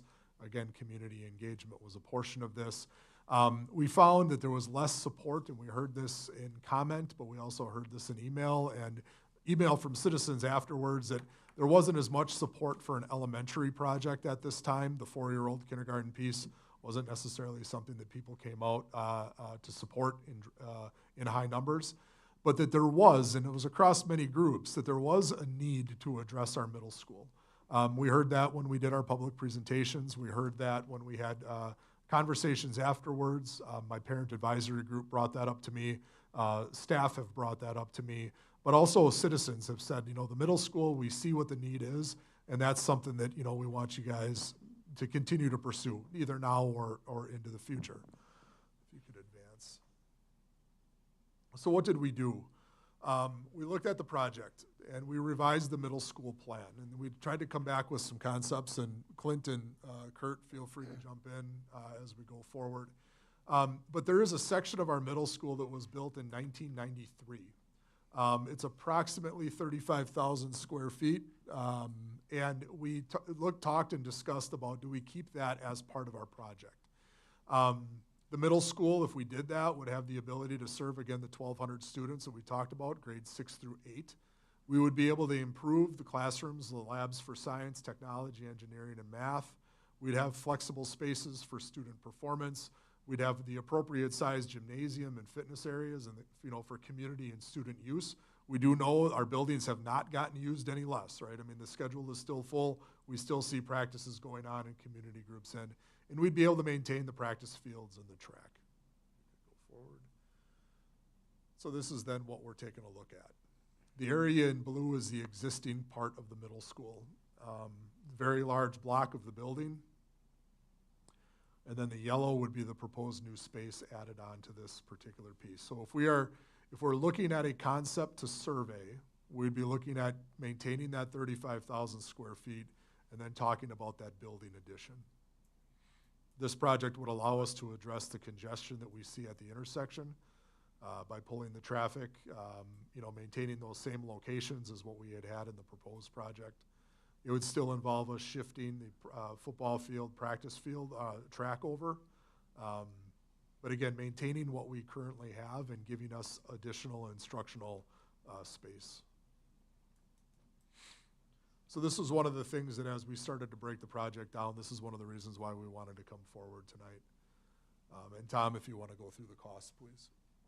Yeah, so ultimately, when we look back, we asked for $102.3 million in the April referendum. So this price tag is dropping here by $12.1 million. So we're looking at a total cost of what we just talked about here of $89.1 million.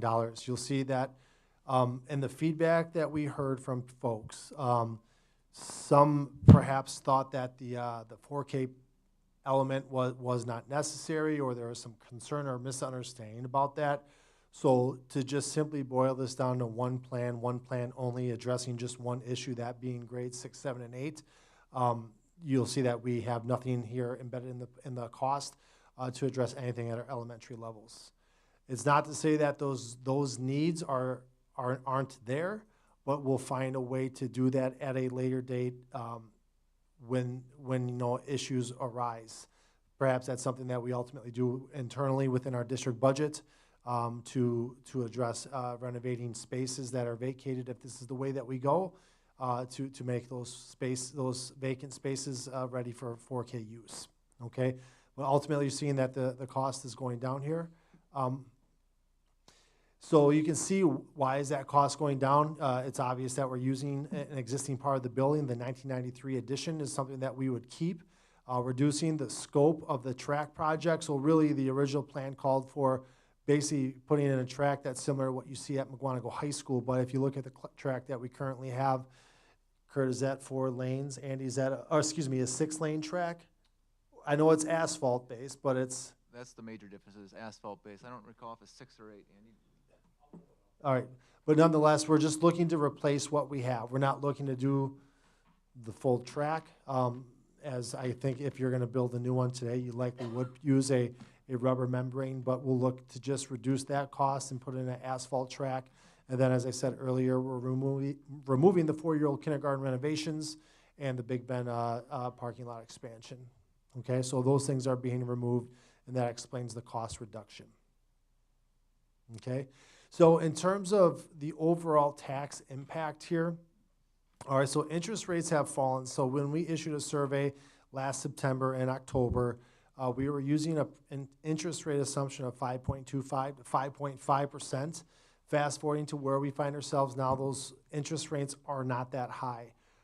We feel comfortable that we could use interest rate assumptions of 4.75 to 5%, so really dropping interest rates by 0.5%. This plan reflects the $9 million of debt you just repaid.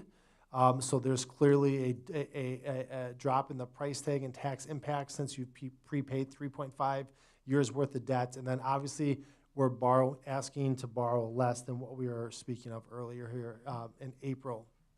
Okay? So the overall increase is projected to be a 24-cent increase on the mill rate. So when we talked last time about the $102.3 million borrow being a 69-cent increase on the mill rate, this is about 2/3 less than that. So we're going from 69-cent increase to 24-cent increase on the mill rate. So when we're paying our debt here 2 years at a time, that's $1.21. Okay, so this would increase by 24 cents to $1.45 and then move forward. So I'm going to come up to the screen one more time. Great, one more time. Okay, so as I said the last time I was standing up here a couple minutes ago, that we would finish paying off our debt in the 29-30 school year. So you can see it's not even a full year worth of debt. Under the current projection that we have, or the current payoff schedule that we're working on, there would be 3 more levies since we're paying 2 years at a time. Later this fall, if we just tabled this conversation, didn't talk about a new middle school, well, what would happen? In the fall of 2024, we would levy enough to pay off the current 24-25 and the final year. In the fall of 2025, we would do this year and this year. In the fall of 2026, we would do this year and this year. So really the way that I see it is that absent anything else, all debt would be paid off in the 26-27 school year. If we didn't prepay anything, then it would be 29-30. If we continue to do what we're doing, it'd be in the 26-27 school year. So that's where we are right now.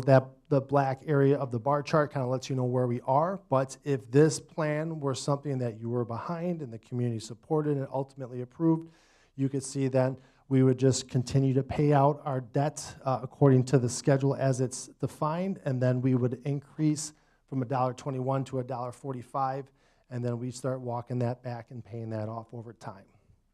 So this is less of a tax impact per household than what we were discussing earlier. One of the things that we did here when we put the last project out in front of the community with that 69-cent mill rate was the impact. You know, we had 100,000, I think 200,000 and 400,000 were the benchmarks that we were looking at. And we heard from a lot of people that home prices were 400,000, 500,000, 600,000. And so when you look at the mill rate comparison, the 24 cents on a $600,000 home, it's $144 a year. Whereas the first project that we had coming forward was pushing $500 a year. So being mindful again of the feedback that we had from the community, going back and reworking the project when we come forward with this, we do acknowledge what the community told us on that property tax impact.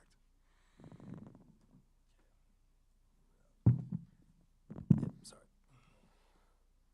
All right, just gonna look here to our left here. Is there anything we missed out here, Clint, Kurt, Bill? You covered it well. All right. Joe, you want to grab this one here? Yeah, so from a timing standpoint, and we're going to get into, and Bill is going to walk us through the survey here in a minute, but we wanted to put some benchmarks out there, obviously, to help direct if we're going to go forward, what does our work need to look like. So we're here tonight to present to you the revised concept, and then to consider a community survey. If you as a board approve us to survey the community again, we'd be looking at getting those surveys out the week of June 3rd. Again, while school is still in session, making sure that that is out there before families, before the community really starts to get into that summer mode. One of the things that we did want to address was at a number of our community presentations and the phone calls that we had, people did not know where we were at.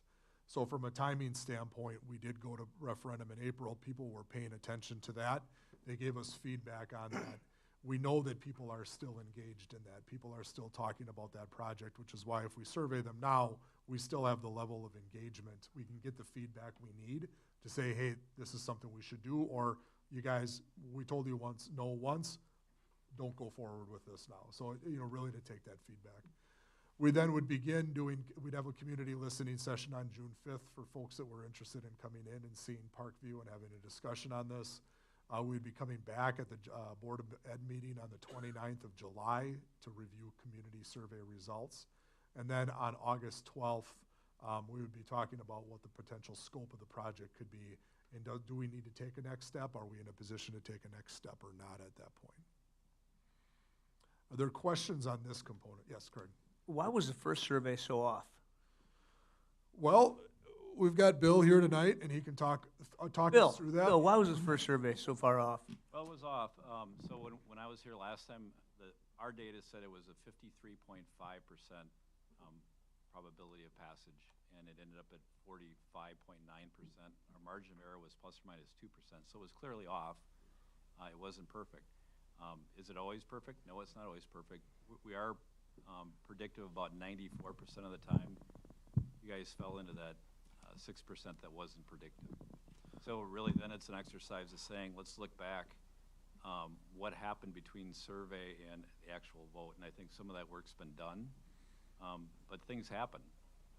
Things happen within the district, and then things happen kind of, in the broader world that you can't control at all.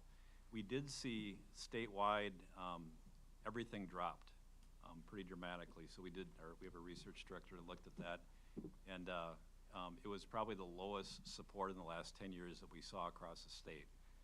So support dropped, and you were on the low end of that. So I don't know exactly.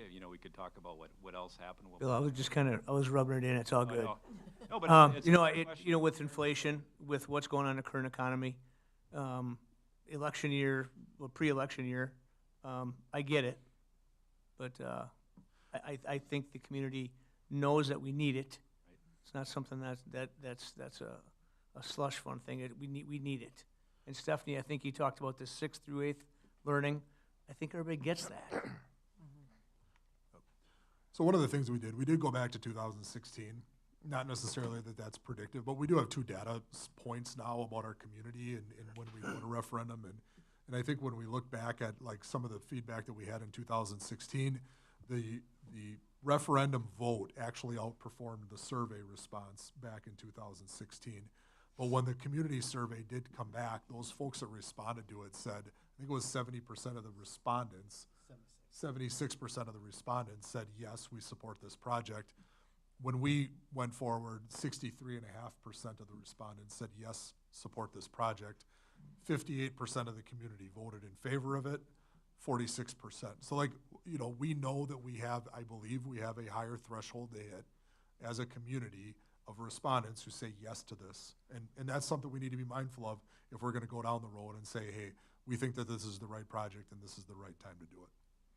So 2 data points are better than 1, and that's why, again, one of the reasons why we feel more confident coming to you tonight with this idea. Yep. I just have a question. I just want to say this is an action item, and we do need a motion and a second to continue discussion with the board. May we then go in and show you the community survey? Yes. Okay. So we'll pull up the community survey so you know what questions we're looking to seek feedback on. So really, Joe did a really nice job kind of outlining the entire survey. So unlike the last survey, and by the way, shorter surveys do have a more engagement, higher response rate. So this is going to be a 4-page survey. It'll get printed on one 11 by 17 sheet of paper, so it's going to be really short. It's got probably half the words as last time. Opening letter is coming from the board. It acknowledges to the community, you acknowledge and respect the community's decision. You went out and listened, listened, and why it was not supported. And as Joe said, it's primarily really cost was one of the big issues, as well as some of these other projects that maybe weren't quite as pressing. There is a belief that there is a need there. I think this community does believe there's a need at the middle school. It's not the loved middle school. It's kind of an old, it needs some work, right? And so continuing to put money into that is not wise. And we're asking the community to consider a revised plan. So that's kind of the setup of the opening letter. People will be able to take it the same way as last, online or paper pencil. And we've got a deadline of June 20th. And we will have data back for the board to consider in July. Very few demographics, but we want to make sure that our seniors are well represented. We'll take out non-residents. We'll be able to look at municipality, support by municipality. We'll look at employees as a subgroup and parents as a subgroup.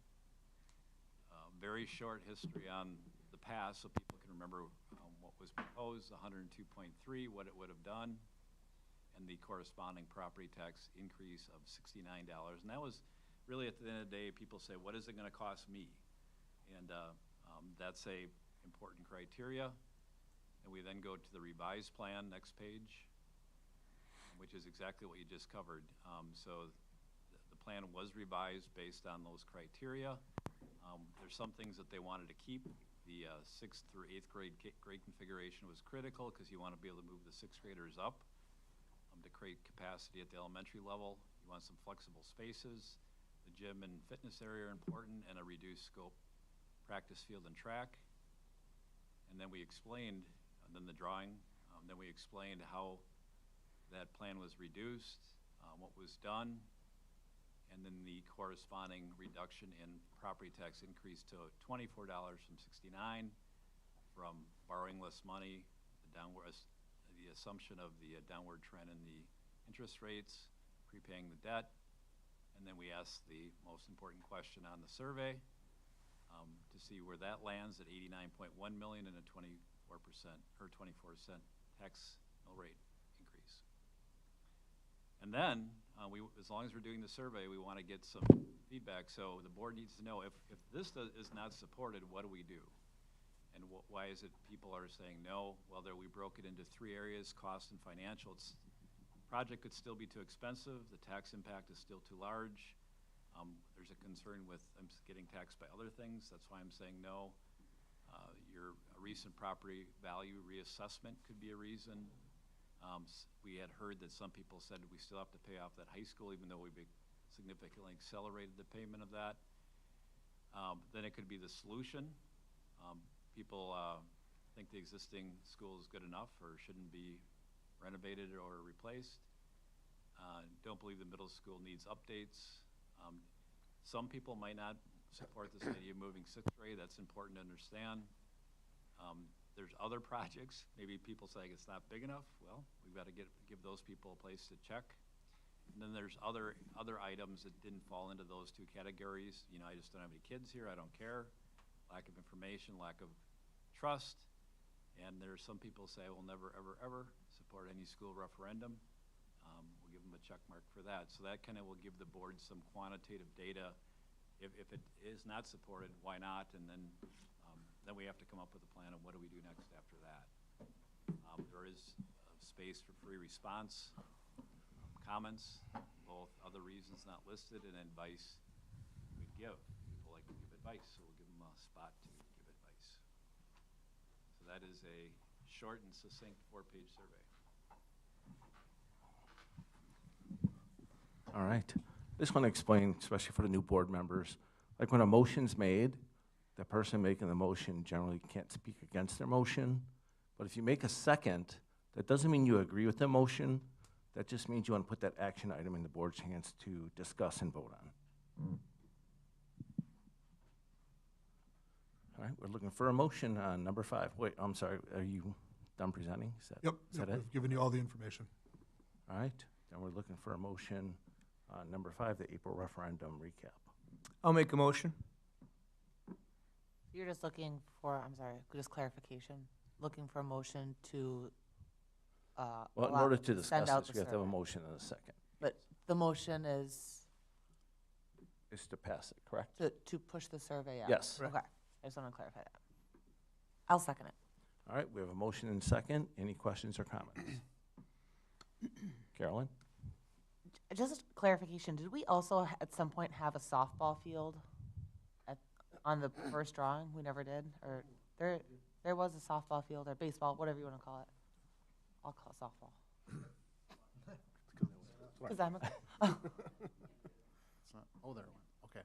I believe at one point in time we did show it on a plan. I do believe the referendum version that went out, it was taken off just from a flexibility perspective. And I think there was also some discussion that it might go to the high school or another location. So I believe the plan as it went out at the referendum time did not have a softball field. There was space to accommodate one in the future in the previous plan, but yeah, it did not have one included. Okay. So I think we considered putting in a parking lot close to Field Park, because Field Park it's a popular place in this town. You know, there's Summerfest, there's Maxwell Street Days, there's a lot of things that the village uses that for, farmers markets. So had that referendum pass, I think we would have had to make a decision, well, what do we want to do? Do we want to build a parking lot close for the purposes of kind of traditionally how it's always worked in this town? So in the event that we lost the baseball field, you know, maybe we could work with the village to say, hey, we'll put a parking lot here if we could use Field Park for our baseball purposes. So that was conversation that we never approached the village about, but that was just kind of like, well, we'll make this decision later. First things first, let's pass the referendum. Vito? Is there room on here to explain the math? Because for somebody looking at this thing, we're dropping it by 10%, but cutting the actual impact by more than half. Anybody paying attention to that is going to think that something's wrong with that. So if there's an area to put, I don't know how much explanation that takes. Sure. I imagine it's not easy, but that it'll just avoid the appearance of. We did think about that, and we did add, and maybe we have to make it more bold, but for more information on the financing assumptions, please visit the website, because you could literally allocate 4 pages to explaining all the detail that goes into it. So for those who want more information, should be able to get it. But for those who don't want to see it, we would go to an 8-page survey, I think. For those who see that the math isn't math and go here. So, I mean, we looked at some of those. I mean, that's where our first, when we looked at the numbers, and these are things like numbers that I don't work in the public bond space. That's for people in buildings downtown. It's what they do day in and day out. So if the village of Mukwonago or the town of Mukwonago needs to borrow money to build roads or to do a new whatever, public bonding's the way to go. School districts are in the same boat. So really it's the mortgage that a public governmental unit takes out. The interest rate change alone, or the assumption we use 5.25 to 5.5%. Had we left this project entirely as it was at 102.3 million, but just dropped that interest rate assumption to 4.75 and 5%, that would have reduced the mill rate from 69 cents to 59 cents. There would have been a 10-cent increase. So, you know, anybody that's going out looking to get a mortgage on their house right now, if you would have got it 4 years ago when the rates were low, your monthly rate is low. When you look to borrow money when rates are high, your monthly payment is high. It's exponentially impactful in terms of what the interest rate can do. Like furthermore, instead of borrowing, you know, just the interest rate assumption from 102 million at one rate to a different rate reduces it. Now you're going to borrow a less amount of money. So it's a lower rate on the 89.1 million that we're discussing. So really it's a lower rate, it's a lesser amount, and the prepayment of $9 million really makes a big difference. So the totality of that is where it lands. But I completely understand, and I think we all acknowledge that wasn't lost upon us. I knew it, but I sit in these meetings all the time. Somebody that doesn't, they think, oh, they're nefarious. Thanks for listening, Vito. I appreciate it, man. Crosby? When this project first started and we were discussing whether we were going to go with building the new middle school route or attempting to renovate the existing footprint, what was the cost of the renovation? 85 million. Okay, so we can make a much better project for not much more when we're looking at a partial renovation with addition. So I would, if the board was looking at renovating and leaving the building really where it sits today and knowing that we'd still continue to have all the parking issues, I'd really ask that you really think about going that route. if you're gonna do something, I advise at all times you do it and you do it right. Do it once and do it right. I don't wanna step out of my, boundaries here, but I would. You can put lipstick on a pig, but it's still a pig. It's still a pig. Don't do that. That's my recommendation if you're looking for one. So we are looking at potentially renovating part of a space that is about 30 years old. What is that going to mean for the future, and does that mean that we're gonna have to renovate or change the footprint again sooner versus if we had done the full project to begin with? Yeah, so that 93 portion, it in the budget right now, in that 89.1 does include renovating that entire 93 section. So it's gonna look and feel new.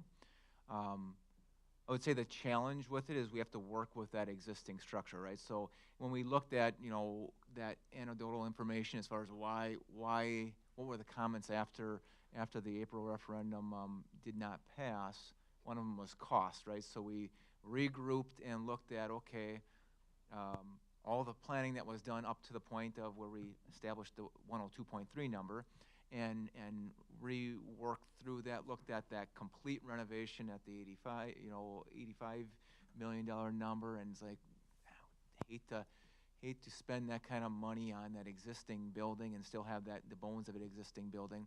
And so this was really a good hybrid of, okay, let's find where we can reduce cost, because that was a big concern. Take the best part of the building. It's a pretty open area. That's where the cafeteria is. That's where the art rooms are, some nicer spaces.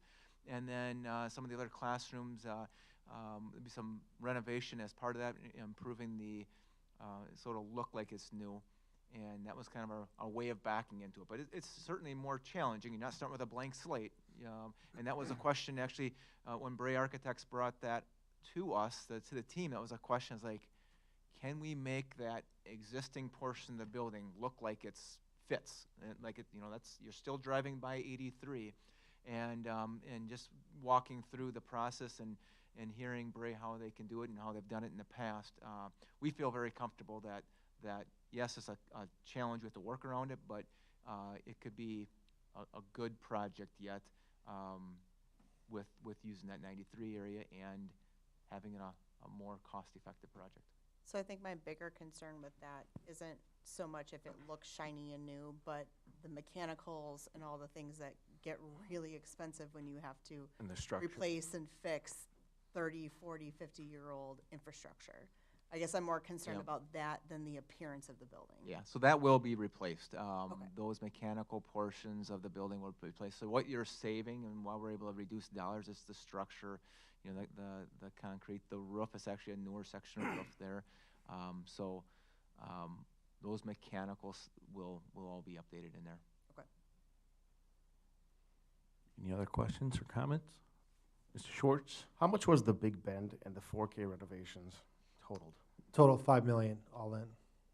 So I think there was some, and getting feedback from the community, some people thought that those were going to be expansions. We're not looking to, that wasn't to look to expand any of our existing elementary schools. It was 6th graders vacate, those spaces open up, make them available for 4K. So we're looking just to renovate those. We heard from some folks that they thought that there just seemed to be misconceptions of what 4K is and isn't. So I know, like, if there's one thing we learned about is the need to kind of talk about what 4K does, what it is. Like I said, what it isn't daycare. The kids are learning to read. This wasn't going to make things compulsory, full day 4K for every kid. I think this scope makes it easier to say, remove all those moving parts that are potentially there and just focus on the middle school. But to answer your question, it was $5 million. Okay. So realistically, we're saving $8 million by using the 93 section. Yeah. Yes, correct. Any other questions or comments? Carolyn? Do we include the cost of if we do nothing? And and it's two-part. Do we wait to see what happens with the election? Because if part of people's hesitation is they can't afford it, we're in everything, with inflation going on, we're in a recession. People maybe don't feel comfortable making a decision until they know what's gonna happen with America. And then, but secondly, what if we do nothing? What is that gonna cost our community? Because we need a new roof, we need to figure out parking, we're gonna have to put a new lot in, so our community isn't upset every day. We Sure. put that in somewhere, I don't, and maybe we don't, but I think it's important that we at least educate the community on it somehow. It's going to cost this much to maintain the pig, or we pay this much and it's the same. It just is, do we do it in 1 year or do we do it in this many years? So. Yeah, so when we communicated with the community during this past lead up to the referendum, in our 10-year capital plan, I think in the next 5 to 7 years, Parkview Middle School is going to need approximately $7 million of an investment. As we repeatedly said, the major mechanical units, the boilers, the chillers, those are reaching end of life, and quite honestly are just about there. You don't want to wait till those things are dead and not working to replace them. You want to attack those things before, because you don't want to live for 2 weeks without heat. Obviously, that's not realistic, you know, to do that as a school. So we can continue to provide maintenance and keep those things moving, working, but the concerns are only going to rise, right? So at some point, you know, that the cost of doing nothing means putting $7 million into that the existing building. I think the other part of it is one of the things that we are looking for is we've come up with a project concept, and we want to be able to get some feedback on that project concept. And you know, to your point, are people willing to pursue this right now, or do they want to see how things go in November? By asking these questions, we get that feedback. You know, is this the time to go back or not? One of the things that we are going to be doing, if the board approves this survey tonight, in the next 2 weeks is going to be getting our website updated. And that's a location where we can get into what Vito's questions were around some of the financials, like why is it cheaper to do now? But the other part of it is essentially the cost of doing nothing, that component of it. You know, Tom mentioned the $7 million, but if we wait a year, if we wait 2 years, what has been the 5-year cost of inflation? What has been the 20-year? I think those are the two numbers that the building folks use. And then what does the same project cost if we wait 2 years, 5 years, whatever it is? And that's information then that we can put out on our website as well. So really we're looking at an informational step, a guidance step, putting some information out to the community and getting feedback. Along that way, then we're talking about doing a community presentation so people can come in and ask us questions again, but also beefing up that section of our website that really lays out what it is that we are proposing to do so that the community members have the questions. And we're going to maintain our referendum line. Tom's information is out there, mine information is out there, and then the general referendum email address where we have people occasionally send a message or a comment in as well. Any other questions or comments? Old Japanese proverb, when is the best time to plant a tree? 20 years ago? We have a motion in this, oh, sorry, Eric? As I look at this, and I know from dropping my kid off every morning, the parking and the whole drop-off sucks. The way this is laid out, it looks like it's the same, just the inlet and the outlet's just moved. Has there been any studies or anything like that done? So I'm assuming you come in and you're only going to be able to go out right still, which is going to clog everybody up. This was a preliminary design. We did reach out to a traffic designer and a traffic count analysis company just on the preliminary nature when we were still looking at the old concept. So as part of this project, there is cost to do a traffic impact analysis that will help to inform the design. So it will probably not look like this, but we will again take into those considerations and make recommendations for turn lanes and that type of aspect. Board Member Schwartz, maybe you should have the bus spray him every morning. I'd like to retract that. Okay. He doesn't like riding the bus. Any other questions or comments? All right, we have a motion and a second for the approval of the April referendum recap and community survey. All in favor, say aye. Aye. All opposed, say no. Motion carries. Up next is our executive session, according to Wisconsin Statute 19.85. We will be discussing administrator contracts. So looking for a motion to close the open session and go into executive session. I make a motion that we go into executive session. Second. We have motion and second. Crosby, roll call, please. Crosby, yes. Mike? Yes. Jake? Yes. Gail? Yes. Dale? Yes. Eric? Yes. Vito? Yes. Carolyn? Yes. Craig?